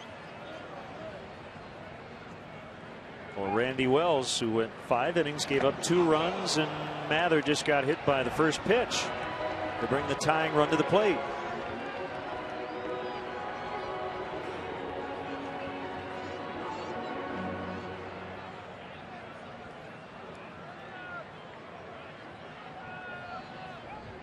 All right. As you were saying, the thing about a perfect game, ...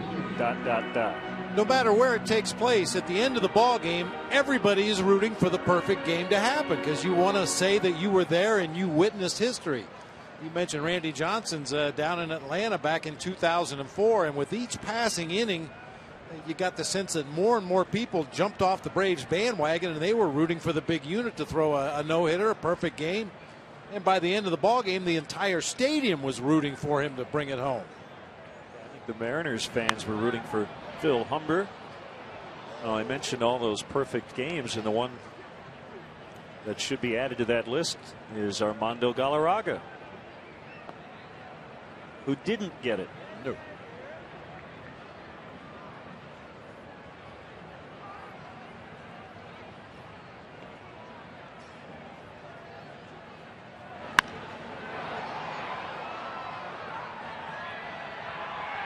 Will be caught by Ludwig.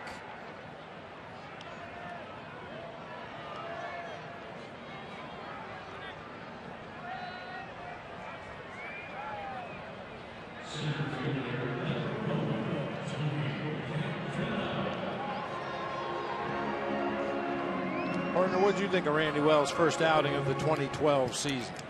I mean, he was just okay. And I think he would probably tell you that too. He made pitches when he had to, but walking 5 guys in 5 innings generally is going to get you in a lot of trouble. Yeah, he was fortunate that none of the 5 walks came around to score, but I was pretty impressed with this command today. He didn't miss by much. We showed you on our pitch tracks a number of pitches that were on the borderline of the strike zone. Mostly down, which is always a good thing for Randy Wells, but that notwithstanding the 5 walks, he got lucky today. That's usually going to really cost you. I think especially on a day like this with the wind blowing in, you really don't want to hand free bases to the other team. But he kept his team in the game, down only 2. And a 1-2 count on Tony Campana.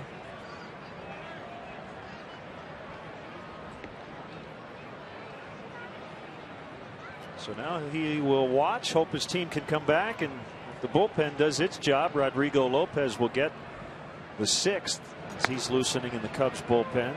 2-2 to Campana.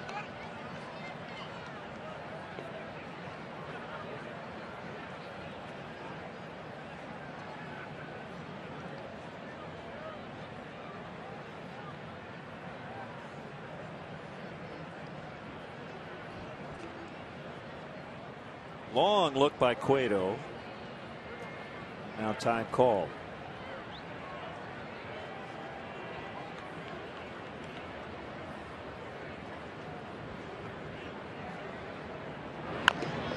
Tap back to Cueto. Another bobble. This time he gets Campana. Barely. And Dale Swaim's going to come out and argue. Jerry Neals made the call at first. We'll have the benefit of a replay, which Dale will not until after he's done arguing with Jerry Meals. But boy, with the naked eye, it sure looked like Campana beat that one to first.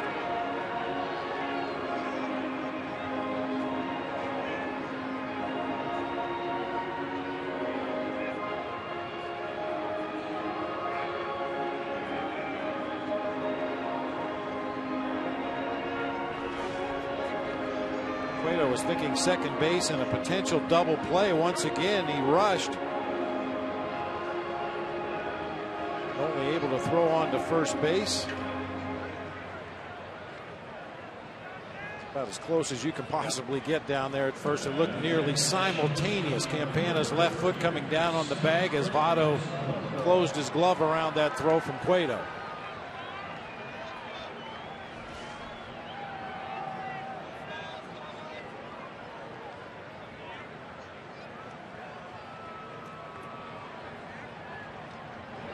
Castro ground ball toward the hole. Cozart's throw, save. Mather at third. Infield hit Starlin Castro. Now that will count, of course, as a hit with a runner in scoring position, even though it does not play to run. First and third, inning still alive.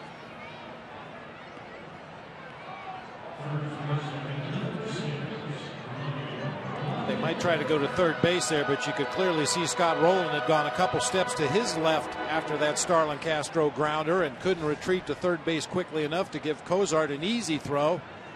The throw across his body all the way across the diamond, and Castro was able to beat it.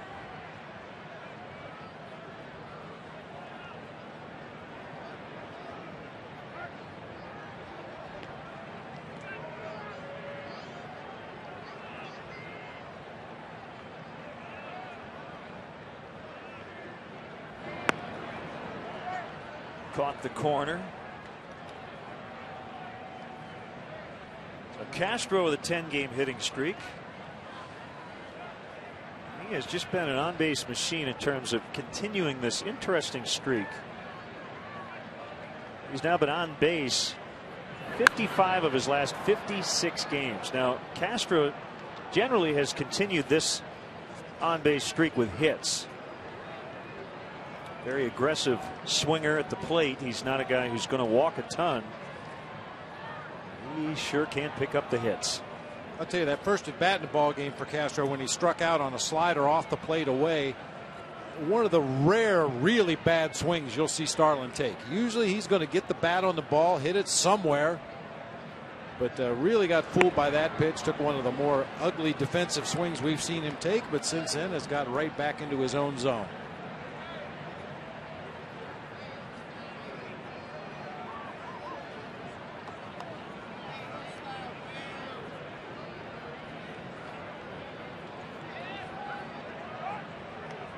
Throw gets away from Votto. Cubs get a run. Tying run now at second, 2-1.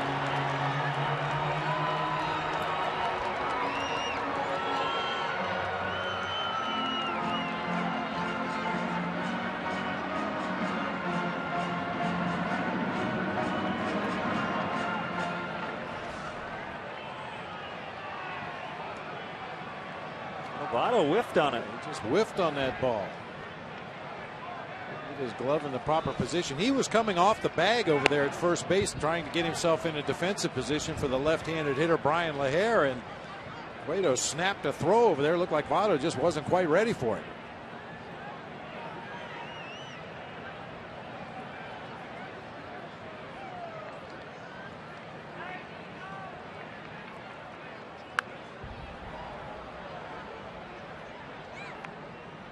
We've seen that a couple times in the last week, Len. There was a pickoff attempt on right there. Ryan Hannigan was looking to throw to second base.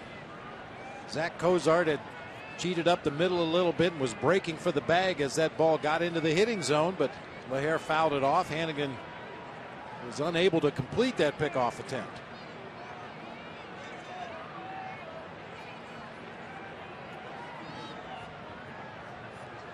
Votto won the Gold Glove last year, and there's a base hit for LaHare. Castro scores the tying run.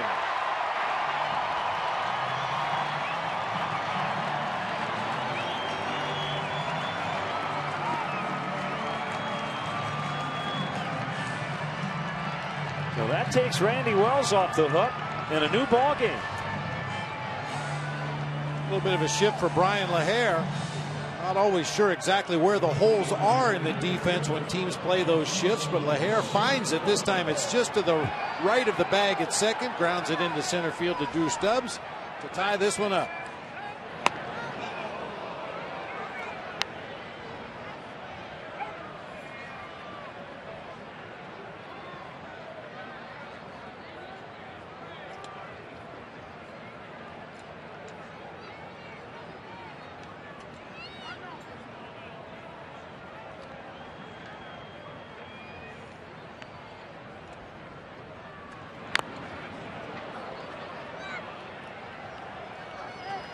Soriano will walk it off.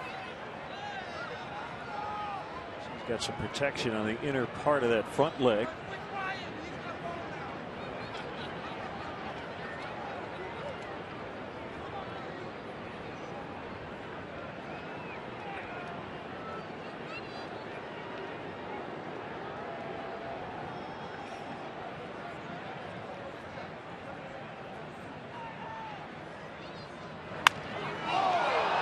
Goes flying into the stands as Cueto makes a play for the final out. I hope everybody's all right. That went flying. 2-2. They tie it up.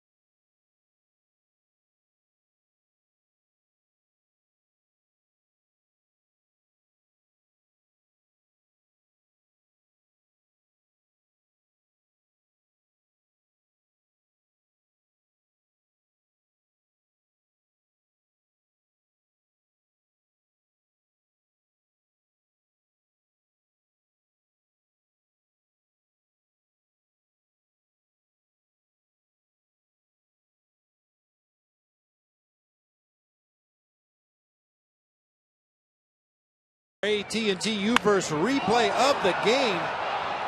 Reactions out there on the mound that time by Johnny Cueto to snag that soft line drive off the bat of Alfonso Soriano. See what's possible with AT&T U-verse high-speed internet. AT&T rethink possible. That was really the good play, the one in the stands. Yeah. Well, 2-2 tie. And it's up to the Cubs bullpen, starting with Rodrigo Lopez. Joe Mather stays in to play first.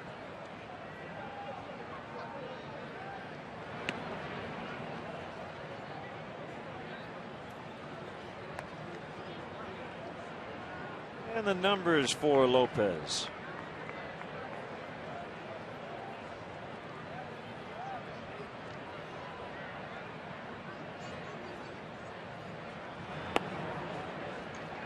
Two and 0. Lopez didn't make the opening day roster, but he had his contract selected 2 days later for the second game of the season on April 7th.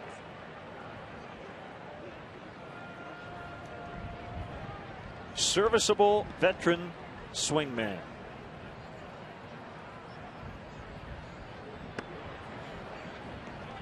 3-1. Cueto on deck.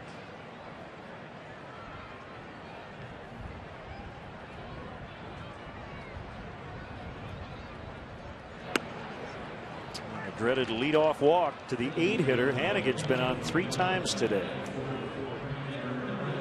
He had to earn it back in the second inning when he got a base hit, but the last 2 at bats he's been walked to lead off the inning. Up a sack bunt situation for Johnny Cueto.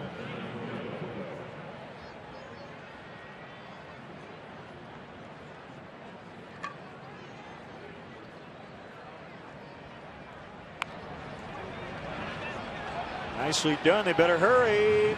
And the throw hits him in the back. And I think Lopez is arguing Gary Darling that maybe Cueto went out of the baseline, but he will not win that argument. Looked like Rodrigo Lopez quit on that bunt awfully early, forcing Giovanni Soto to come out from behind home plate and make the play in a rush up the first base line. Cueto, yeah, he's well within his rights, right down that first base line, within that restraining box that starts 45 feet down the line. Gio does everything he can possibly do. Unfortunately, his throw is in the middle of Cueto's back. Sacrifice for Cueto and an error on Soto. Bunt attempt Cozart. And he pulls it back, takes ball one. Usually that means a cross up. We talked about it the other day with Steve Clevenger and Ryan Dempster. When you see a catcher drop a pitch the way Gio did that first delivery from Lopez and then immediately run to the mound, that usually means you were crossed up.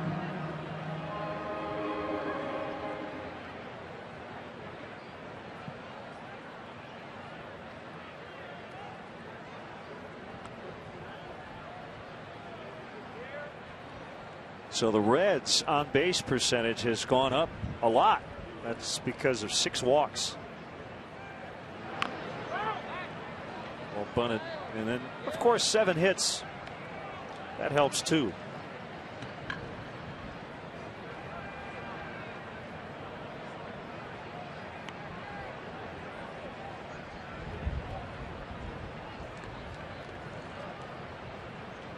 I tell you this, both teams coming in with an on-base percentage below 300. That's not anywhere close to where you want to be, even 2 weeks into the season. Soto will throw to first. Got him. No. Safe. DeWitt wasn't on the base.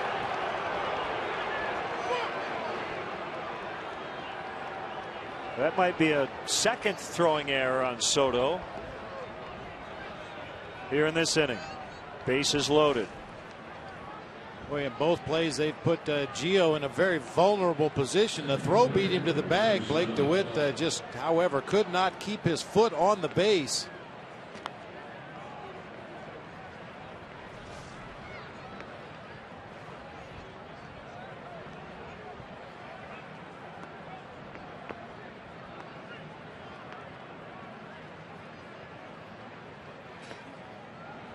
And now Lopez is in a heap of trouble.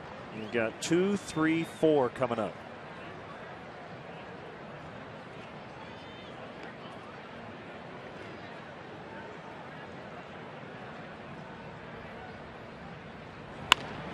Ground ball. Castro to DeWitt. No relay throw. 3-2 Reds on an RBI fielder's choice.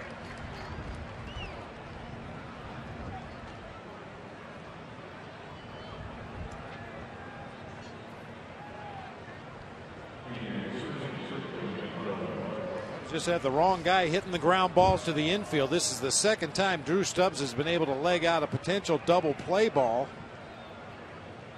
No play for Blake DeWitt. Number one, the sliding runner was right on top of him, and number two, Drew Stubbs was really motoring down that first baseline. Well, this has been a weird inning. No hits in the inning. You had the leadoff walk, back-to-back sac bunts, and E2 on that play, with Cueto and Cozart bunting, and then Stubbs knocks in a run with a fielder's choice.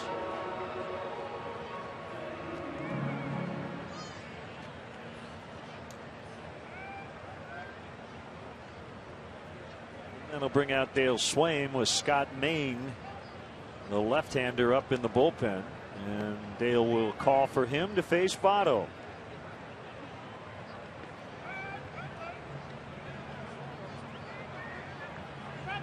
Runners at the corners, 1 out, 3-2 Cincy in the 6th.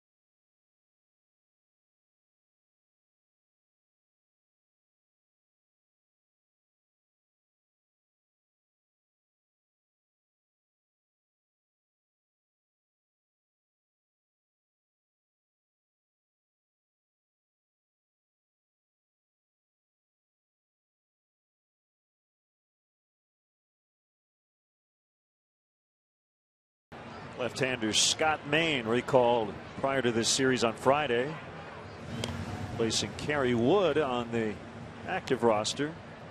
Wood on the DL. Main with a scoreless inning on Friday. A walk, 2 strikeouts. First and third. And the pitch to Joey Votto. Joey Votto moving his feet. A good breaking ball for a strike. 0-1. Votto, the first hitter that Scott Main faced when he came into that ball game on Friday, issued a walk but then struck out the next 2 hitters and got Chris Heisey to hit a fly ball to left field to get out of the inning. 0-2.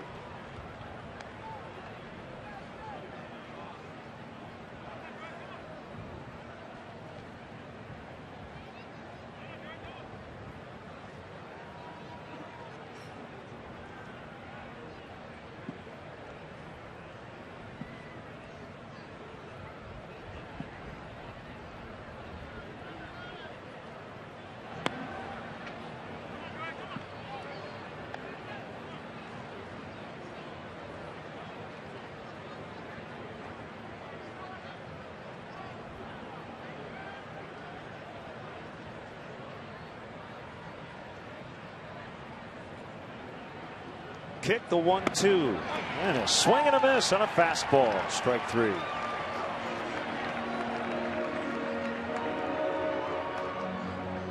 Don't miss the action as the Cubs host the Cardinals tomorrow night here at Wrigley Field. Game time is 7:05, but be sure to arrive early.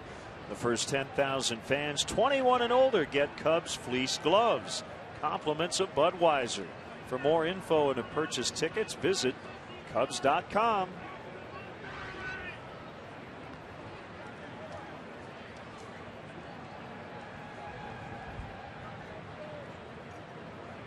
Jaime Garcia and Matt Garza in a good matchup tomorrow night.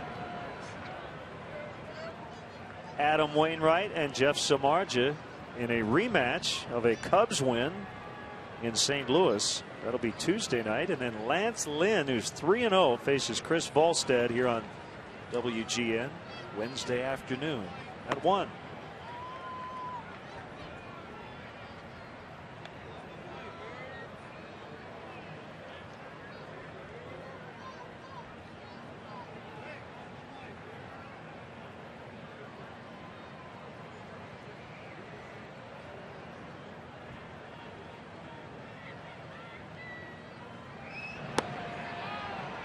Been a good pitch for Scott Main in this inning.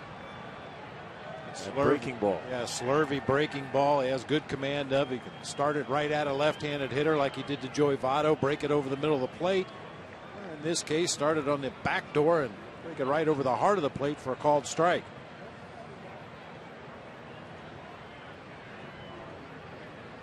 Two 2-1 to Ludwig, and it hit him, which actually, at least temporarily, helps out the Cubs. If that pitch had gotten behind him, Cueto would have scored. Bases loaded. Not the worst thing in the world that could have happened. Putting Ryan Ludwig on to load the bases for a left-handed hitter. Certainly not what Scott Main had in mind, but Ludwig just kept his feet in that right-handed batter's box. Like he got it off the right foot as he eventually lifted it. Cueto was going to score easily had that ball not hit him. Front door breaker for a strike.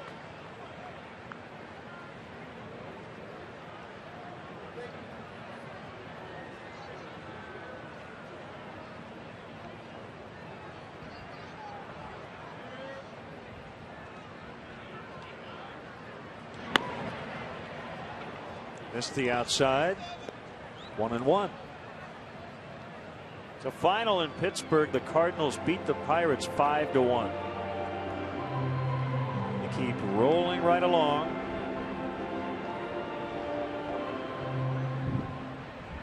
Kyle Loesch got the win. The division leaders are 11-5.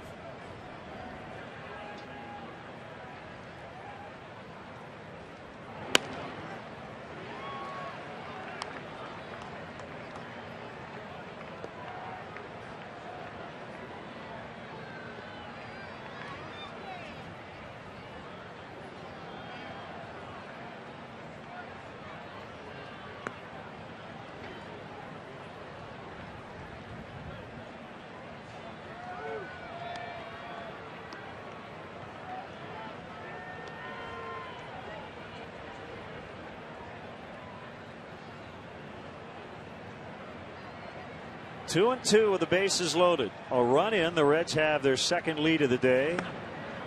Full count. I mentioned the hit by pitch to Ludwig, not the worst thing that could happen, but got to come right back and go after that next hitter, the left-handed hitting Jay Bruce. He jumped ahead in the count, but now is run at full.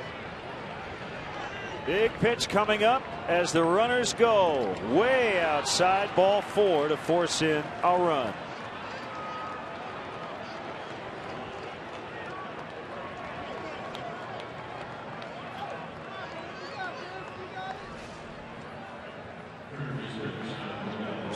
Really good breaking balls, especially to the left-handed hitters in this inning, but then just held on to that one way too long, spiked it in the dirt over in that right-handed batter's box.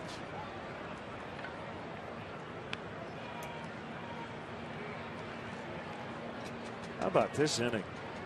We have not seen a hit.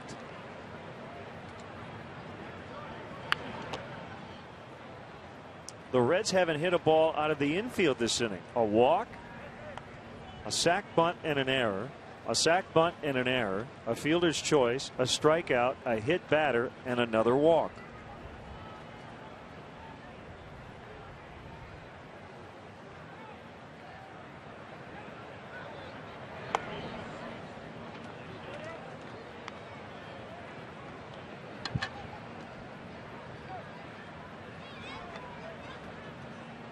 Seven batters have had a plate appearance. There have only been 2 official at bats this half inning.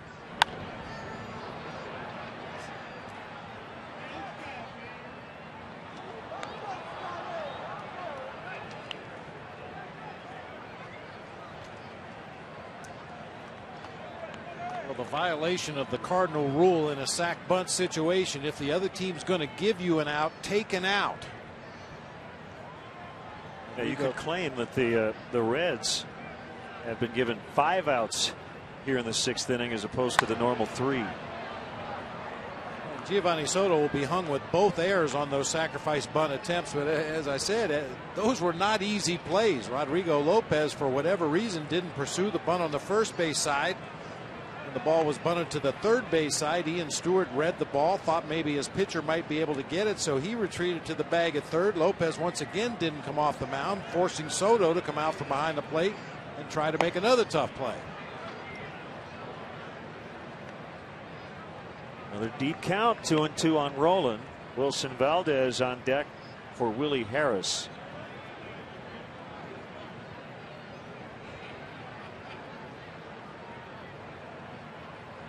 Here it is. Foul tip, strike 3, inning over. They have left them loaded 3 different times. They do get 2 runs, however, and have a 4-2 advantage.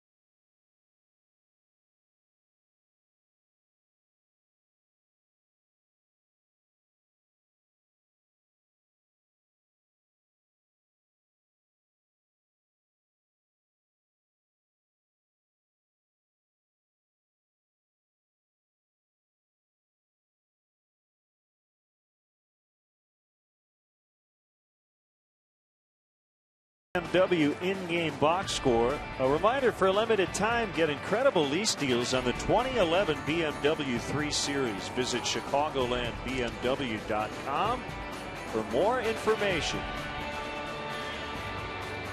A ton of action against Johnny Cueto. The Cubs find themselves down 2 for the second time.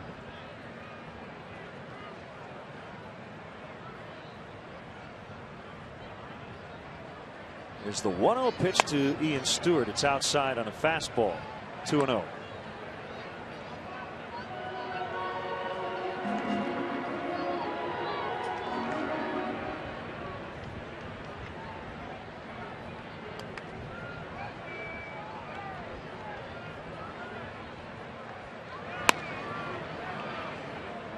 Yankees Red Sox already called due to rain. So that's 3 postponements today.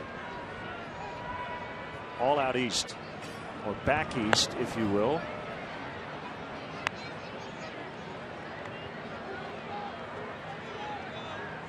I once had an argument with a friend of mine in college about that.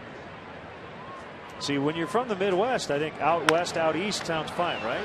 On either coast. Most people, I guess, say back east and out west. Discuss. Picky. 1 out here in the 6th, and here's Giovanni Soto. For the 3rd time, he has struck out twice. At the bottom of the 10th in Detroit, Texas, and the Tigers 2-2. Well, the east-west, you're on your own, but north-south's pretty easy. You're either up north or you're down south. Right.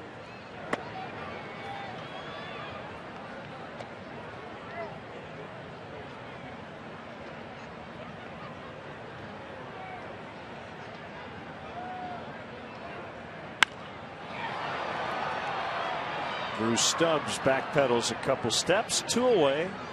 Pledge your allegiance to the Cubs by becoming a member of the Cubs Club, the official fan club of the Chicago Cubs. Members will enjoy exclusive perks, experiences, and merchandise throughout the 2012 Cubs season. There's never been a better time to join, rejoin, or give a fellow Cubs fan the gift of a Cubs Club membership. To join today, visit Cubs.com.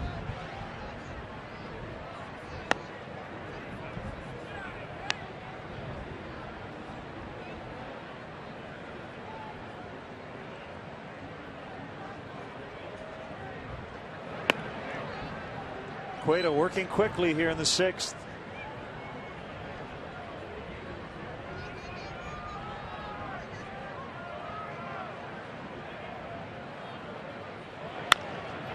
A chopper to second, and Harris had that ball roll right up his arm. That'll be another Cincinnati error.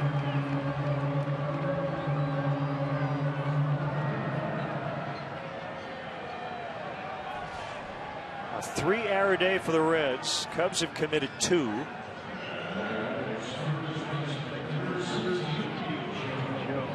If you like defense, this has not been the series for you. I've said it many times already in these 3 games, and I'll say it one more time. I blame it all on the weather.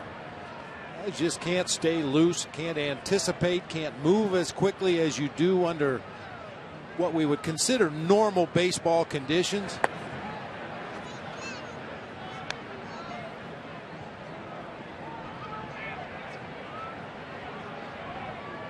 It looked like that for the last 2 days. And blowing in really hard.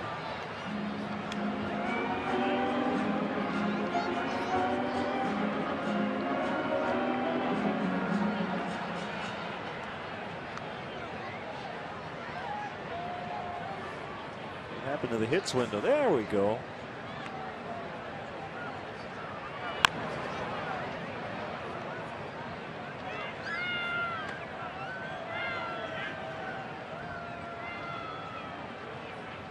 If you think it's tough on the players, you should see us trying to hold down all of our paperwork up here in the booth. It's like playing Twister. My foot on the Cubs media guide, left hand on the red stat sheet. Covered this. I got books everywhere. Just gotta keep everything bolted down up here. I had my readers actually laying on top of my scorecard earlier today before the game started, and the wind came by and blew my scorecard up in the air, and my readers almost went over into the crowd. That had been disaster. Yeah, that would not have been good. Mather strikes out, an error, no runs. 4-2 Reds after 6.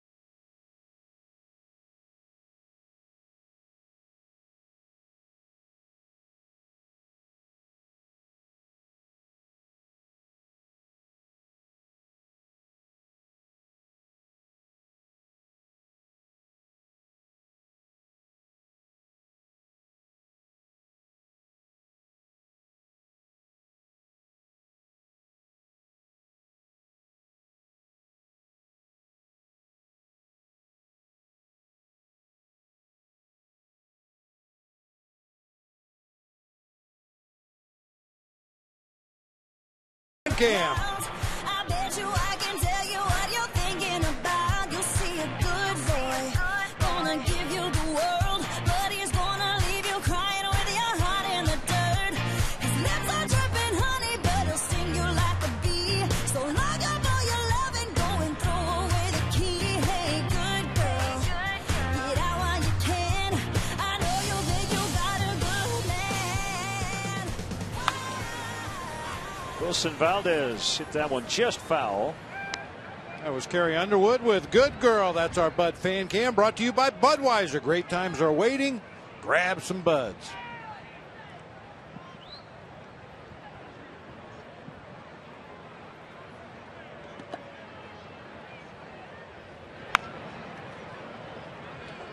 Ian Stewart scoops and throws for the out.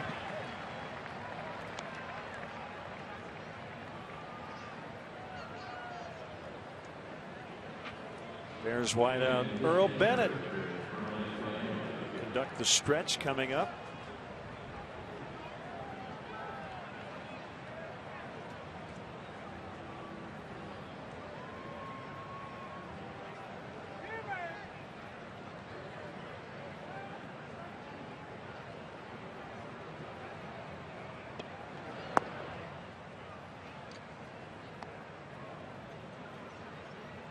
How about this, Bob? The second batter in the bottom of the first inning in Seattle today reached on a dropped third strike by A.J. Brzezinski. You knew it was going to happen sooner or later. Sox had retired 31 consecutive Mariners before that.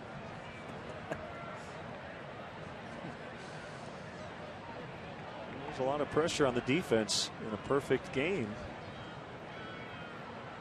Because an error, a passed ball, that ruins it. John Danks against Kevin Millwood. No score in the top of the second. Who's pitching for the White Sox? John Danks. You're welcome. I love that one.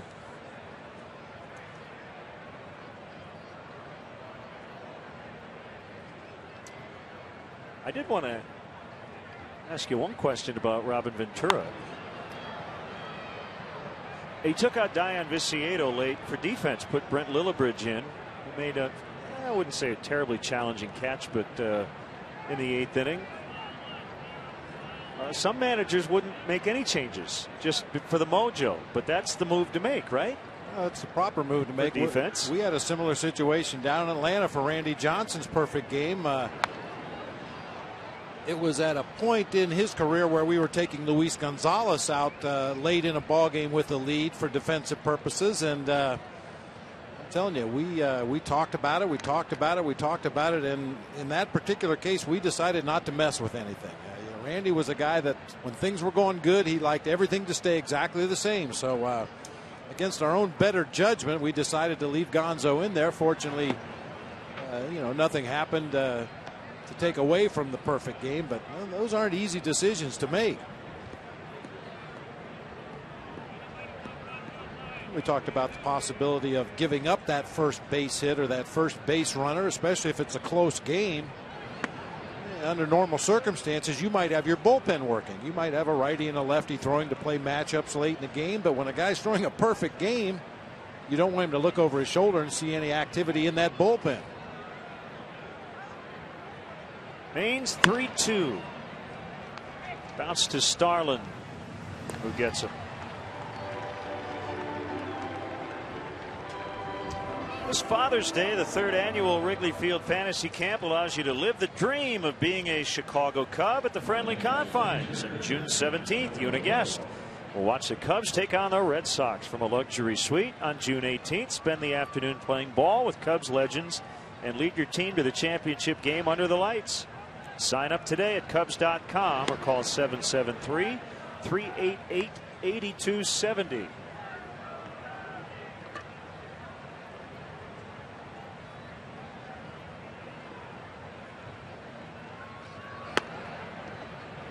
Johnny Cueto, 0-2.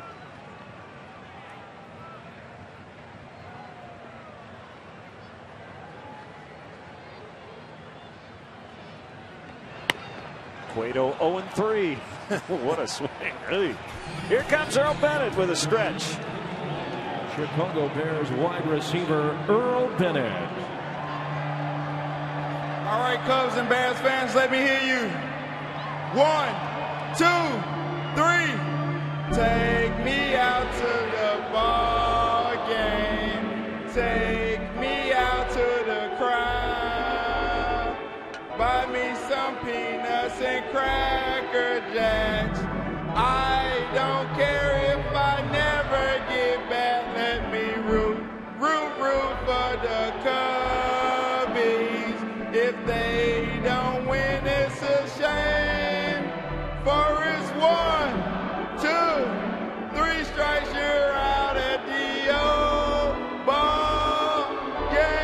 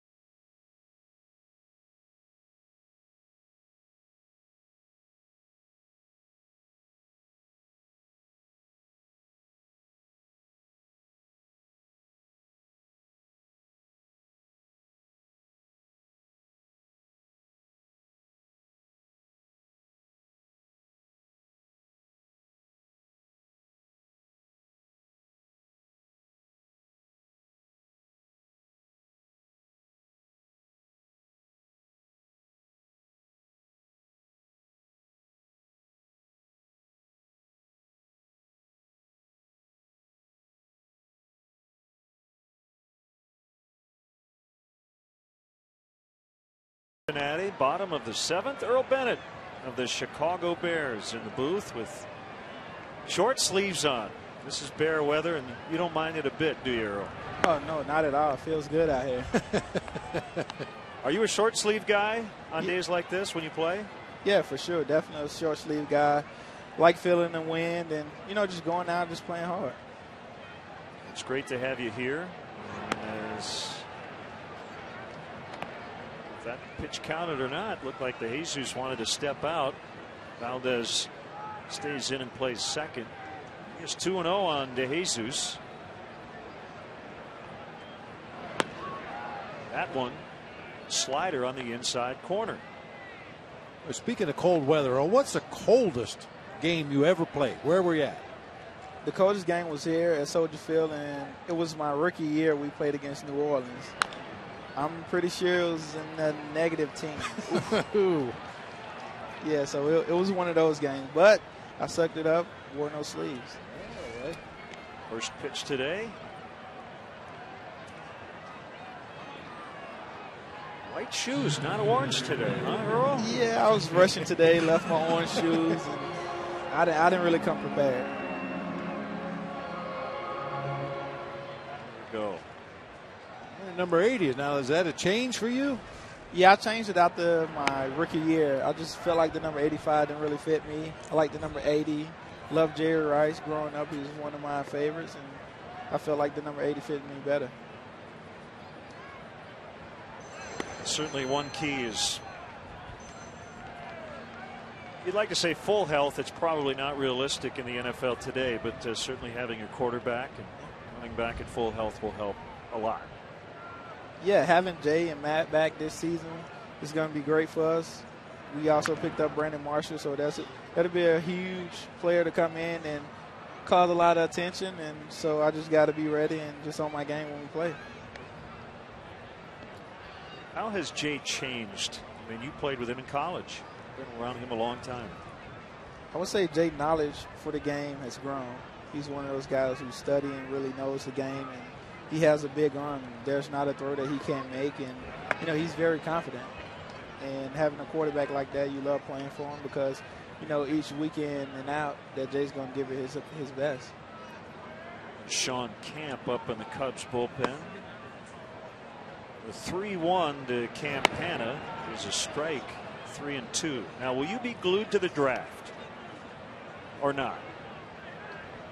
I'll probably just keep up with our tracker, see who we draft and what guys are coming in and how we're getting better.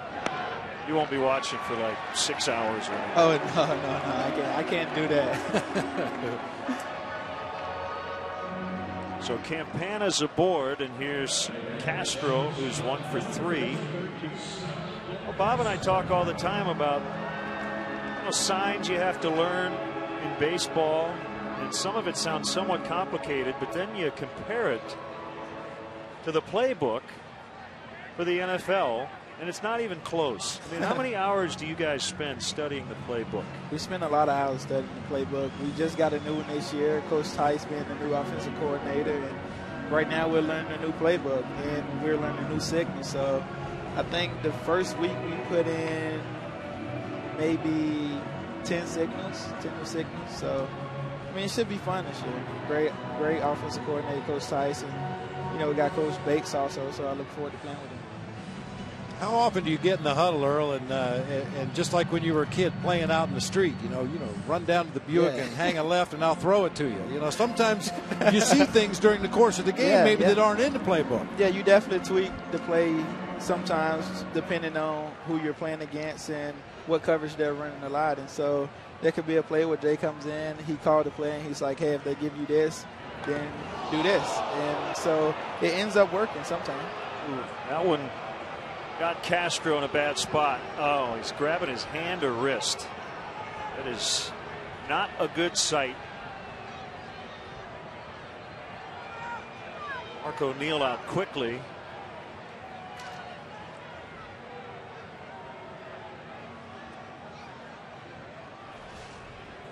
Let's see where it got him. Ooh, elbow.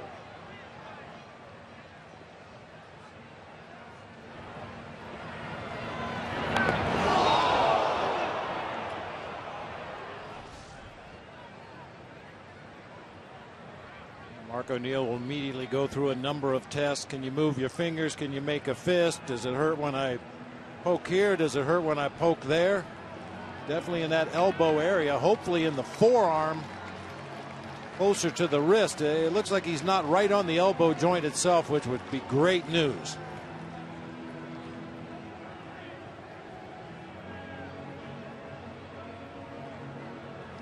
his non-throwing arm.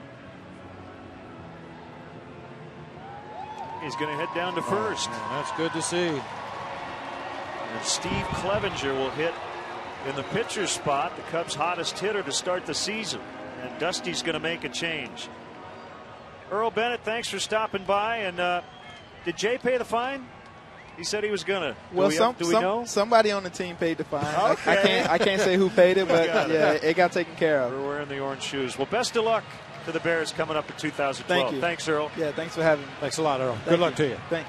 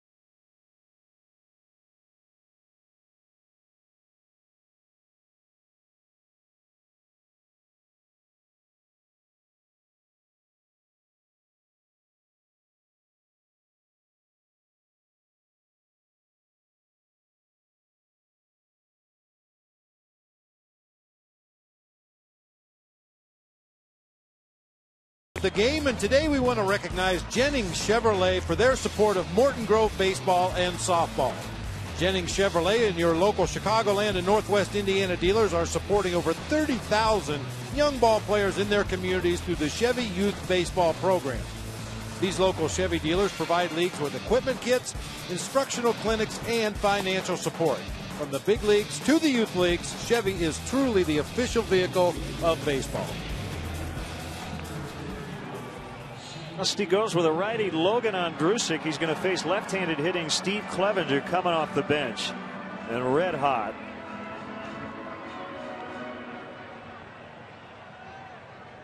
Two on with one out. The Cubs trail by 2 here in the 7th.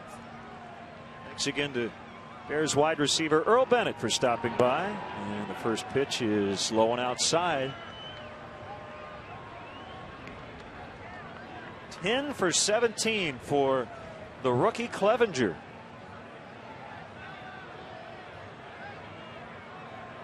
According to Elias, first Cub to have 10 hits and 17 at-bats to start a season since 1996.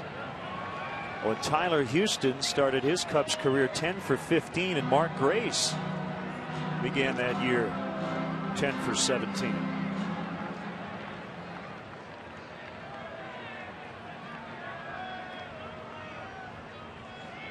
Well, we like those numbers. 2-0, fouled back, had a good rip at it.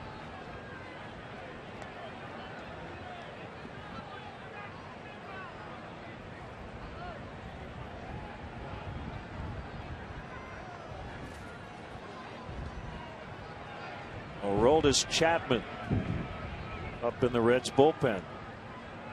We have not seen Sean Marshall yet in this series. We're probably going to see him today.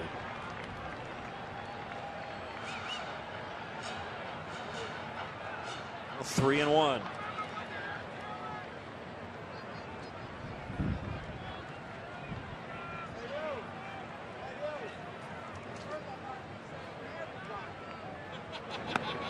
Bases loaded on a walk.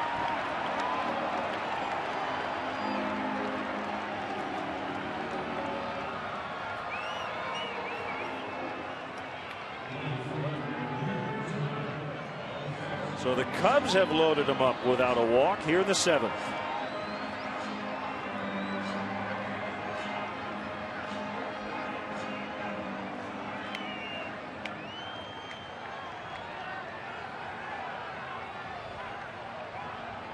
Good time for Alfonso's first extra base hit of the season right now.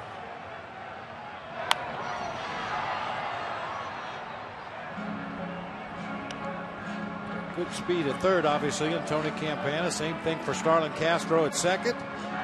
It'll take a really well-placed extra base hit to score Steve Clevenger from first.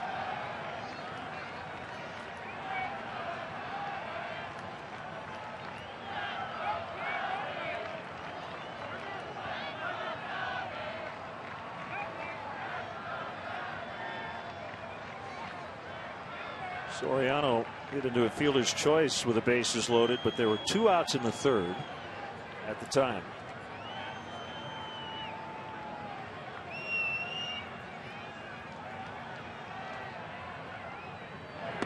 Swing and a miss. Nothing in 2. Ball from Andrusik. See that straight downward movement. 12-6 break.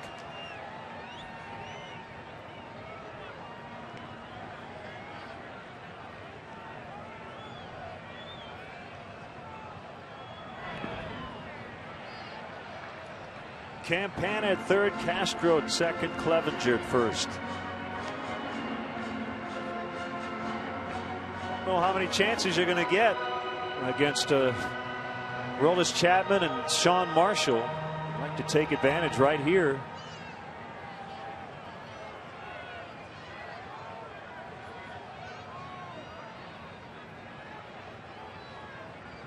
And he got him.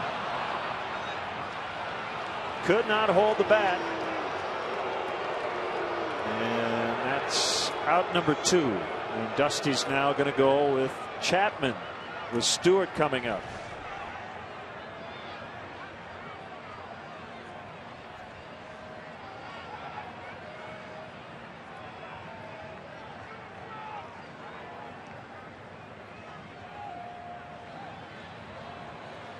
Slow breaking ball. That's his go-to pitch when he's in trouble, and he was definitely in trouble right there. Here comes Chapman. We'll be right back. 4-2 Cincinnati.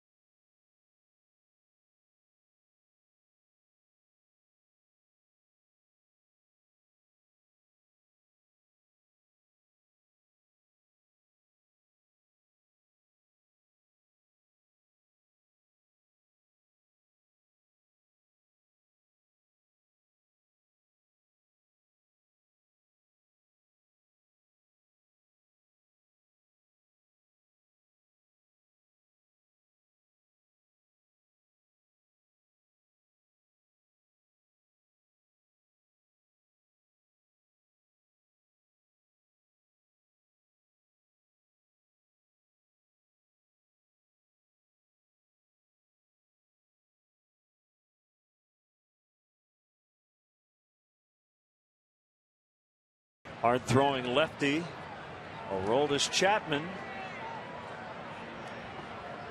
appearing for the second time here in this series. A 1-2, 3/8 inning on Friday. Bases loaded. Ian Stewart pops it foul. Back out of play.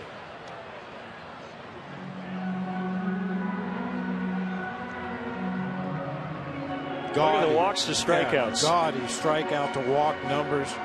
Nearly 2 punch outs per inning, has yet to walk a batter.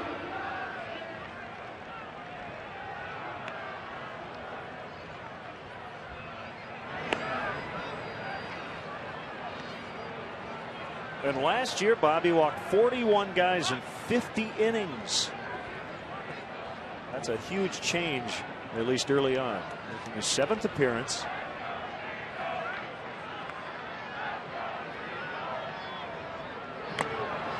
Foul tip. 1-2. Chapman, Bourne, and Cuba.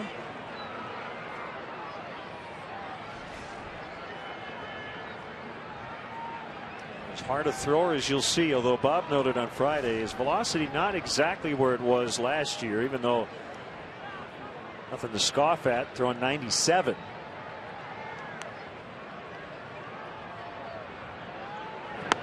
Got it. 99. Cubs leave the bases loaded. It's 4-2.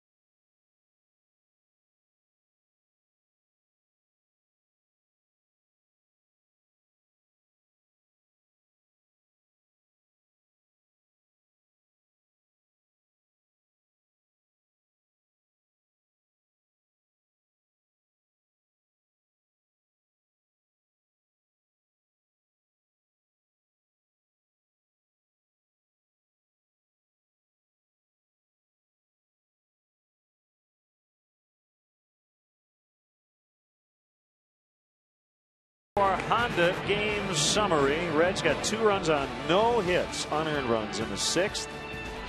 Ryan LaHare with an RBI single in the 5th. He's off to a good start for the Cubs. Visit your local Chicagoland Honda dealer today. Test drive a 2012 Honda Accord. Joe Mather came into the game as a pinch hitter in the 5th. He stayed in to play first, and now he's in left. Steve Clevenger takes over at first.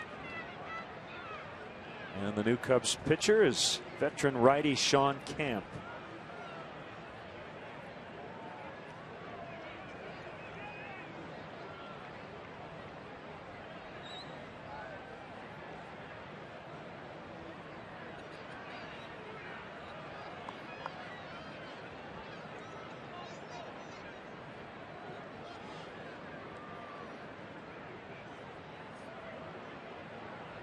Top of the order for the Reds.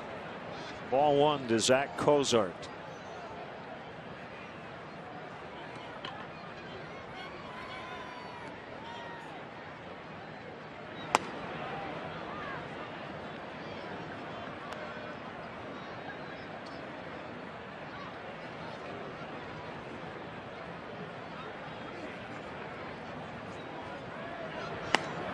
Swing and a miss. 1-2. Rangers beat the Tigers in 11 innings. 3-2.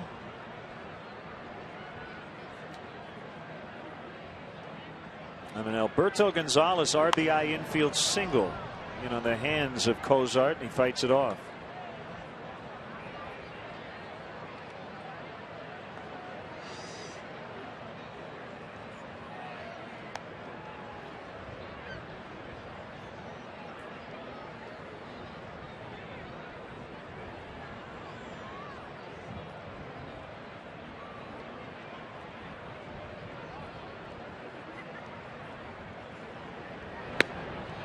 Ooh, little flinch by Gary Darling. And a slider that was close, 2-2.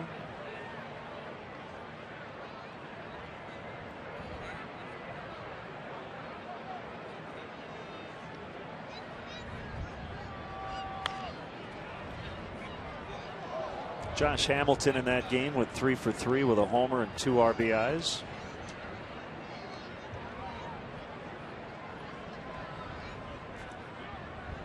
Rafael Furcal went 3 for 4 in the Cardinal win. That time he got him. Called strike 3. Hitting the road, take the Cubs with you this season. Subscribe to MLB.tv today to see every Cubs out-of-market game live online and on your favorite devices in HD quality. Visit Cubs.com to order and get more details. MLB.tv, baseball everywhere.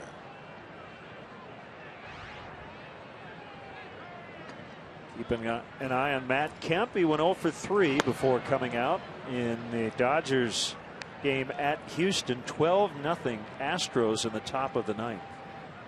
But he's still hitting .450.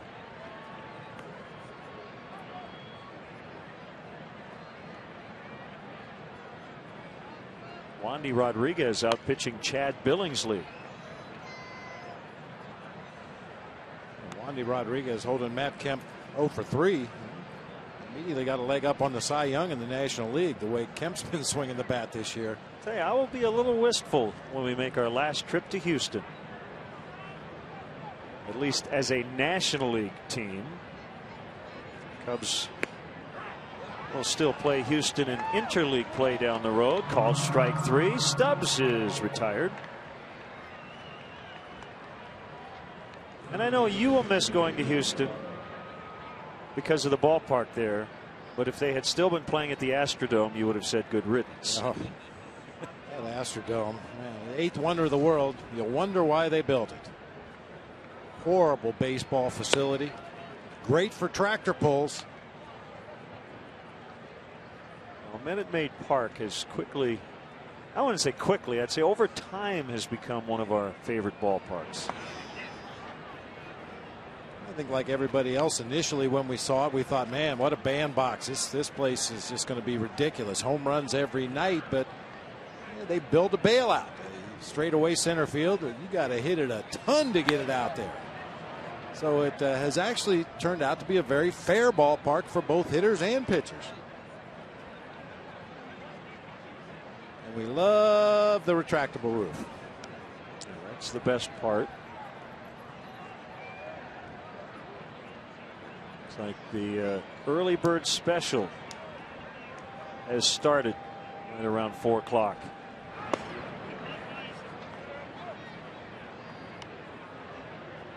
Three and 1 Devado.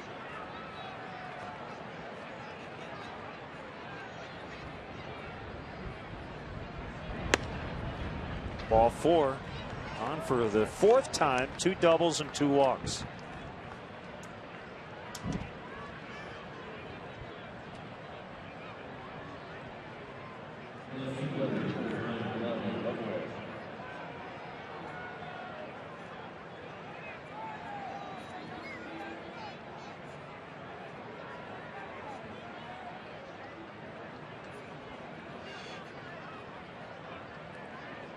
Diamondbacks are trying to snap a 5-game losing streak and slow down the Braves, who've won 10 of 11. 5-2 D-backs in the bottom of the 3rd. A roller to Stewart.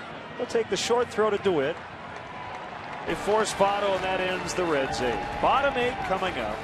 4-2 Cincinnati.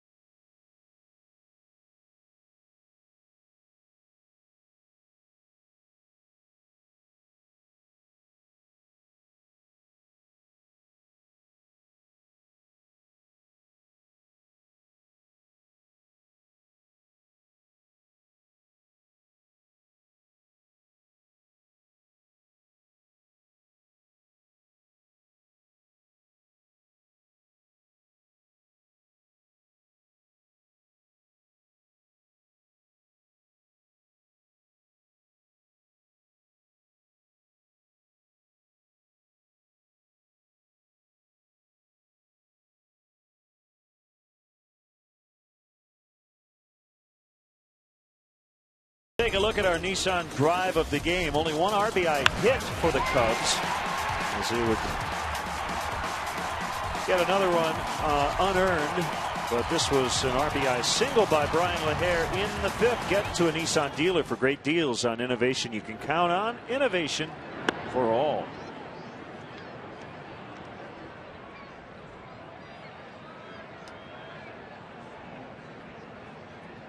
Giovanni Soto against Aroldis Chapman. Here's the 1-1. Slider missed high. 2-1.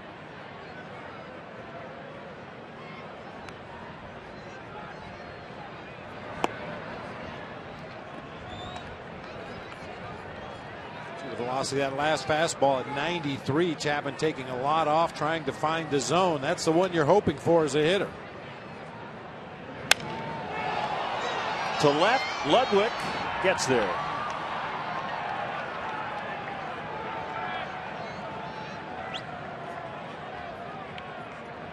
That's what happens when it's going bad. Giovanni Soto, after striking out his first 2 at-bats of the game, hit the ball right on the button the next 2. A line drive to center field, line drive to left field.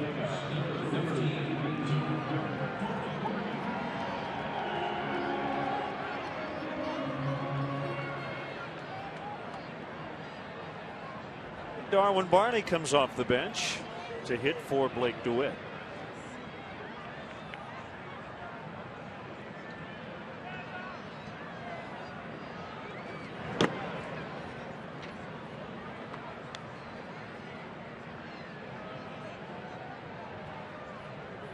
Hi, Bob. I think it's one reason why Dale Swaim double switched for Brian LaHare earlier in the ball game, because he knew once you get to the late innings, and not having seen Sean Marshall, you're going to get him for sure. You get Chapman, they've got Bill Bray, really left-handed dominant in the back end of the Reds bullpen, as this chop to Cozart, backed up a little bit, gets the out.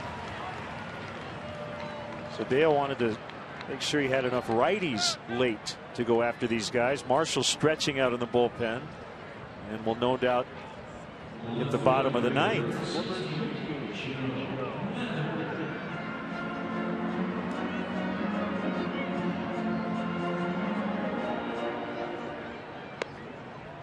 I don't need to see him. I know that's Sean Marshall.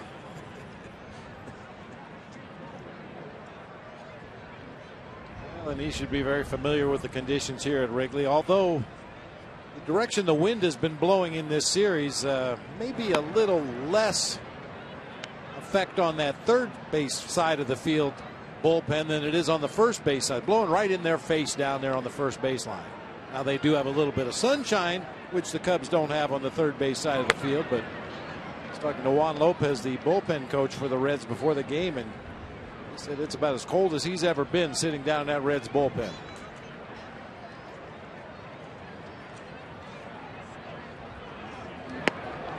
Swing and a miss, 1-2. Chapman came on, struck out Stewart, looking with the bases loaded to end the 7th. He's trying to work a 1-2-3-8. There it is. 99 low on the fastball.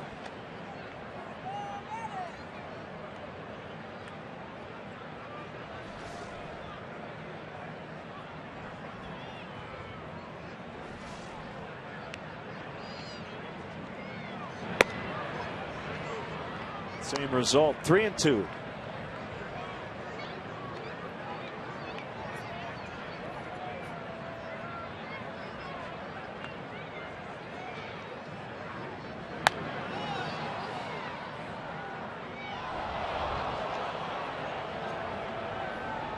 That last pitch looked fairly straight, but it also gives the illusion of a rising fastball, which is not really the case. It just doesn't sink, but it really gets up on you quickly. It counteracts the effect of gravity when you throw it that hard with a lot of backspin. Dwight Gooden, pitching for the New York Mets, was a guy who threw a fastball that appeared to rise, especially when it was up high in the zone, but as you said, it just held its line better than most. That one taken for ball 4.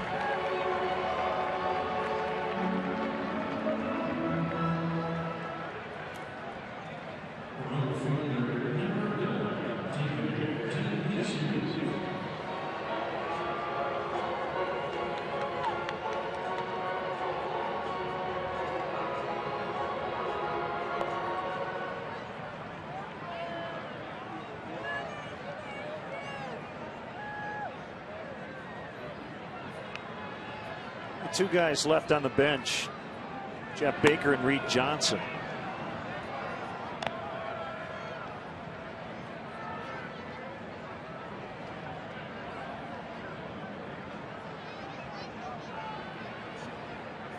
I have a feeling we're going to see one for sure before the game ends.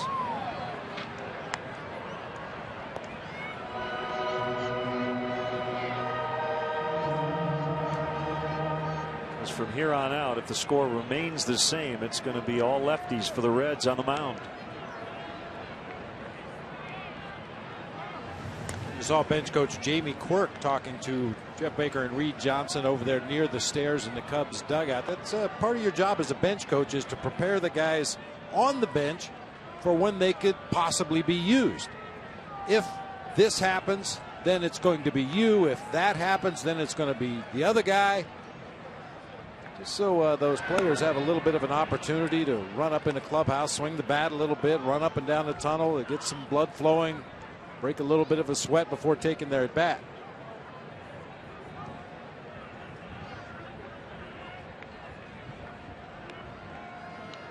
Johnson's always ready to hit.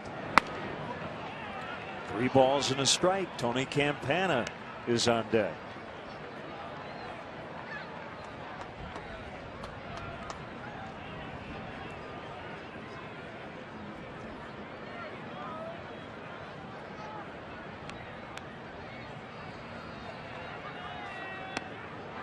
All 4 to DeJesus. And it will not be Campana. Reed Johnson will pinch hit. Comes Brian Price. We showed you the numbers when Chapman came into the ballgame. Had not issued a walk yet this season, but back-to-back walks here in the 8th inning. Move a runner into scoring position. As the wheels to start turning.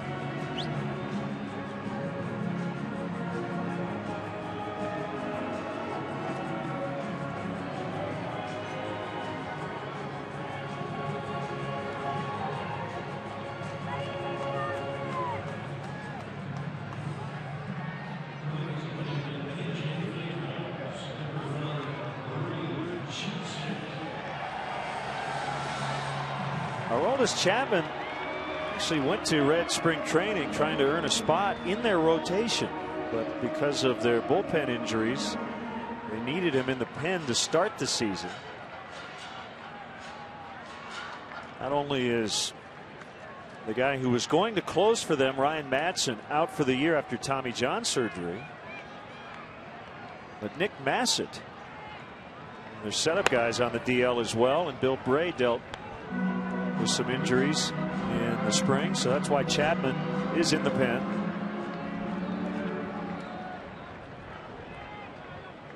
I'd say the Reds with a lot of bullpen depth to lose Madsen and Massett and still consider that bullpen a strength. It's pretty good. Johnson turns on it, left field corner, and he hit it foul. And not too many guys are going to turn around a pitch from Chapman. But Reed Johnson has a very quick bat. 0-2. Reed Johnson could pull a bullet.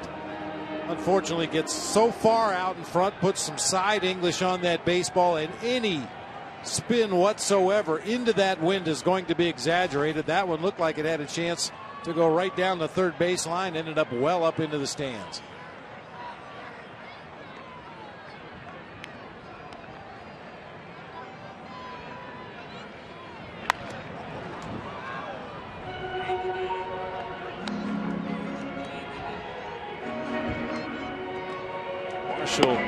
Just started to throw.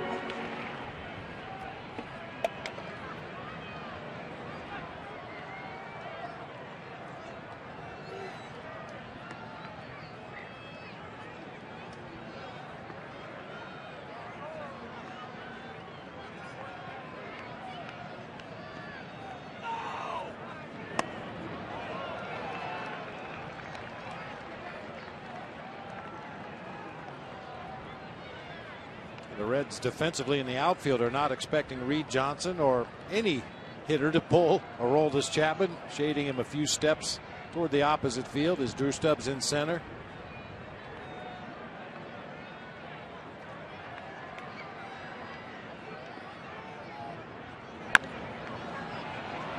This will be charged by Cozart. The throw to first beats Johnson to end the inning. 2 walks, but both men stranded. 4-2 Reds to the 9th.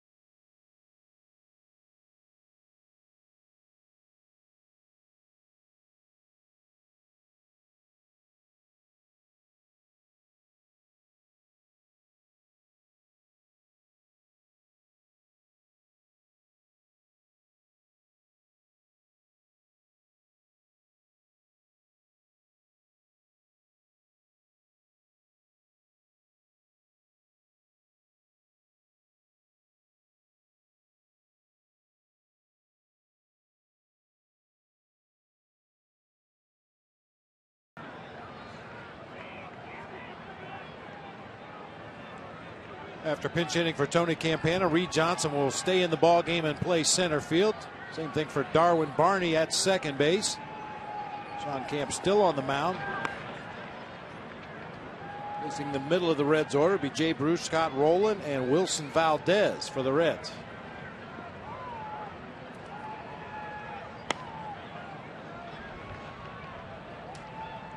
One and one on Jay Bruce.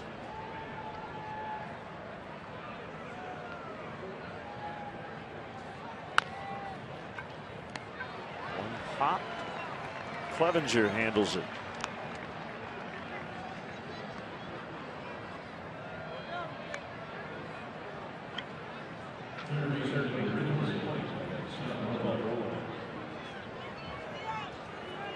Let's see here, partner.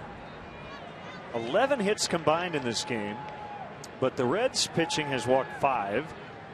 The Cubs have walked 8.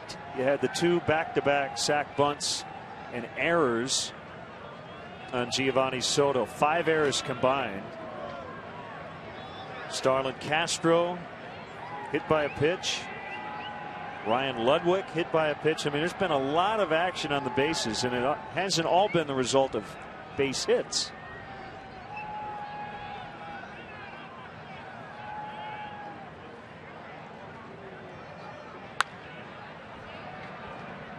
Really sloppy defensive series. Once again, hugely attributed to the weather and the wind here at Wrigley Field, but really more surprising for the Reds. Tremendous defensive team, Gold Glovers all around the field. They were leading the National League in fielding percentage coming into this series. Not so sure they will be leaving the series.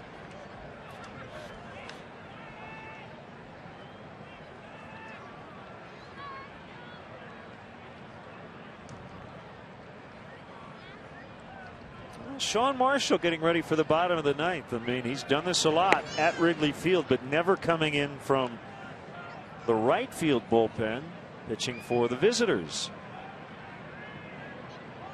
After being traded from the Cubs to the Reds over the winter, he will have at this point a save opportunity as Rowland strikes out.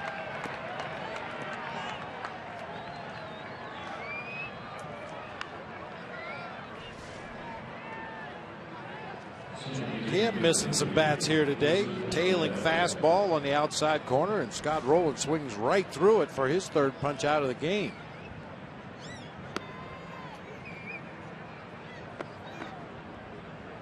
Sean Marshall thought the home clubhouse was small here at Wrigley Field. It'd be interesting to get his take on that visitor side. You know what? He was quoted about that, and it's a very Sean Marshall answer. He said, "Yeah, you know, it's small, but it's nice." That's Sean Marshall. He's the very polite guy. And he actually got his major league start pitching for Dusty Baker here in Chicago, 2006. Knocked down, and Stewart will throw late. Good try. That ball rolling around as he was trying to find it, and it is a hit for Valdez.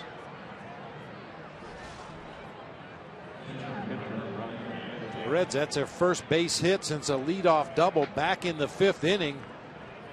Stewart just couldn't find it, knocked it down. As you said, the ball bouncing around there, popped up in the air. By the time he's able to find it and fire across from a knee, it was too late.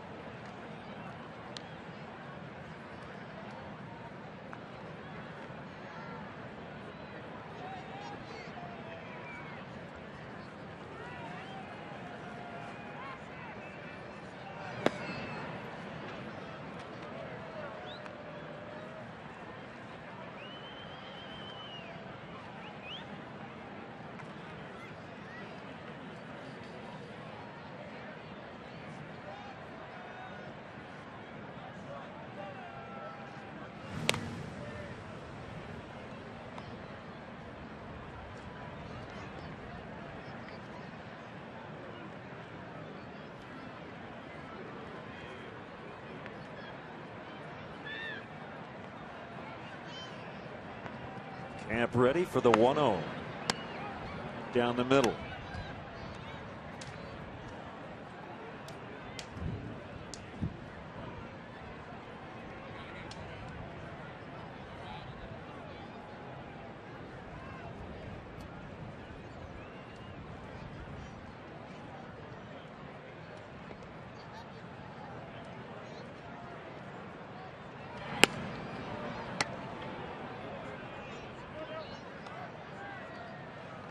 Interesting to see Steve Clevenger over there at first base holding on the runner. You can clearly see from that shot, the low third shot. I mean, he's used to catching pitches from pitchers, but it's a completely different animal when you're over there at first base. You're not down in a crouch. It's a different glove. It's a different angle. You have different responsibilities. Stewart will get Hannigan. Sean Marshall tries for the save. It's 4-2 Reds.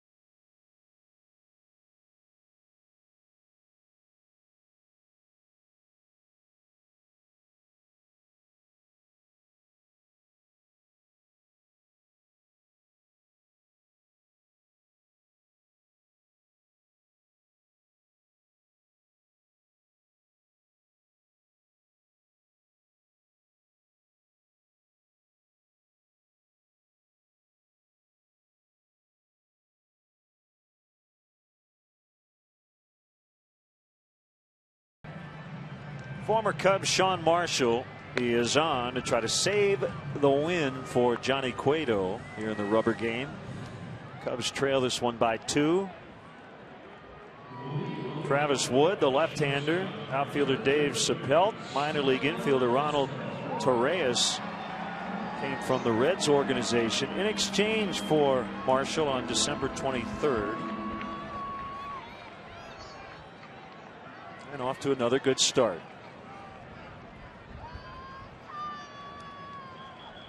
Fastball, curveball, slider combination was heavily dependent on his breaking pitches as a member of the Cubs, pitching late in ball games. See if he's changed it all here with the Reds, pitching against a team that knows him very well. And in a new role now as a closer, and a fastball for a strike to Starlin Castro. He is the closer because of the year-ending injury to Ryan Madson before the season ever started. Starlin Castro plunked on that left elbow, or near the left elbow, in his last at bat. So he's got that protective guard on there now.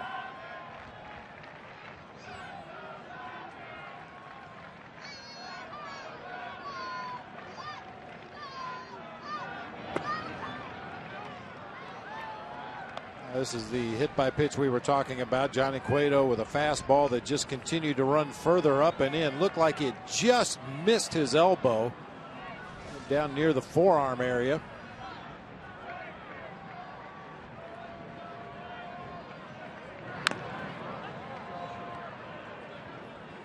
That'll take your mind off your elbow for a while.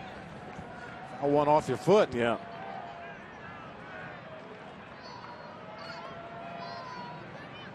One way to deal with a cold today.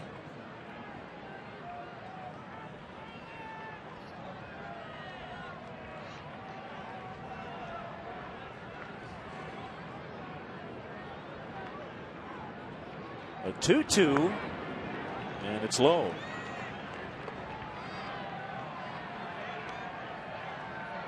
Playing behind Sean Marshall for a couple of years. Starlin Castro knows that late in the count, when a lot of other guys use the breaking ball, Sean Marshall will sometimes try to sneak a fastball in there. We'll see here on a 3-2. No, goes with a slider, fouled away.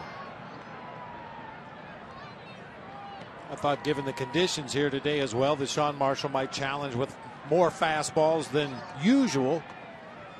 Especially since the Cubs and the Reds are going to play each other a bunch this year. They figure to see a lot of Sean Marshall. As I mentioned, the Cubs are very familiar with his MO. They know what he likes to do. And anytime you can go against your past patterns against a team and give them something else to think about, it's only going to help you in the future.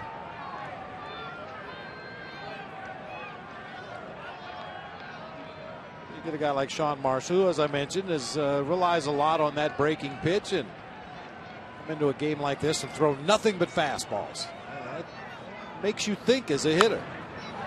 3 consecutive sliders after the count went full.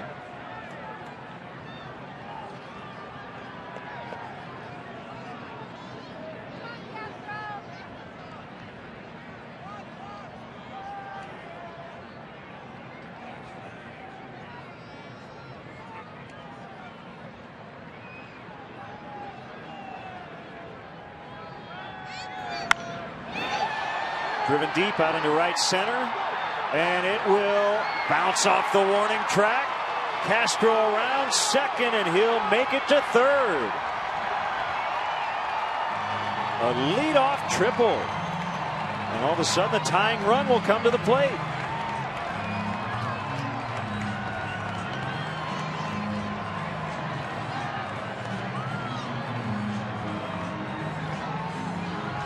After those 3 consecutive sliders on 3-2, Marshall goes to the bigger breaking curveball, a little bit slower. Starlin Castro stayed right on it, perfectly splits that gap in right center field. Motoring hard out of the batter's box this time, able to make it all the way to third base, leading off the inning. Red's not worried about that run. Key guy for Marshall now is every guy to come to the plate. Strike to Steve Clevenger. Jeff Baker's on deck.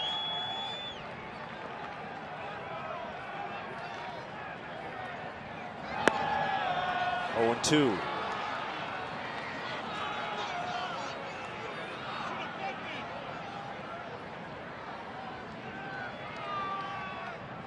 Just in case, Carlos Marmol for extras. The Cubs get 2.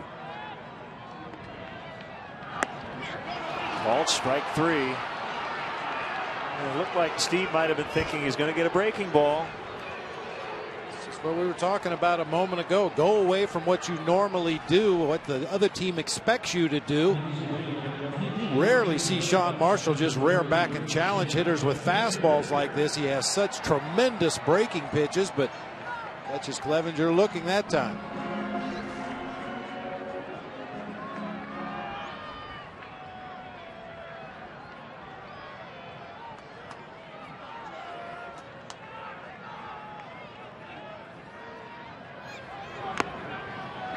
Baker, the pinch hitter, foul tips.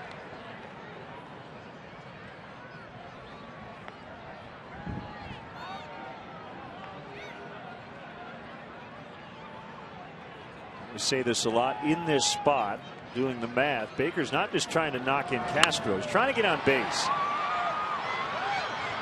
He will knock in Castro, but there are 2 outs. 4-3, and it's up to Ian Stewart. It'll be lefty versus lefty. You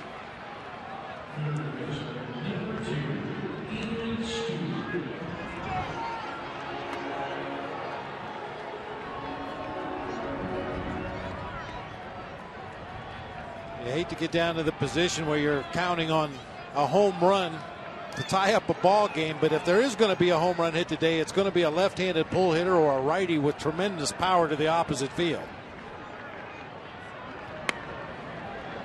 Curveball that time, inside, ball 1.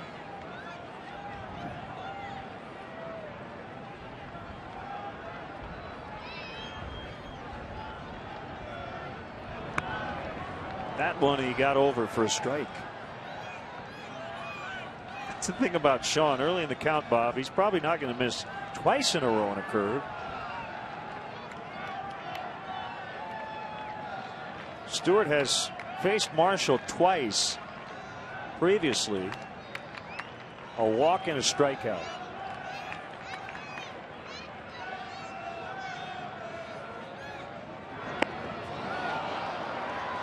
Now 1-2.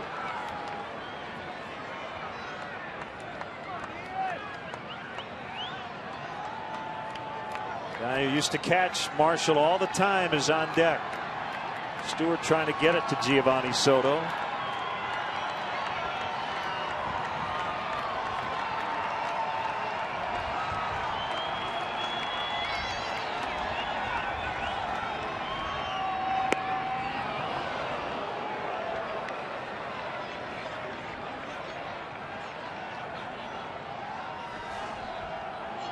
Just misses off that outside corner.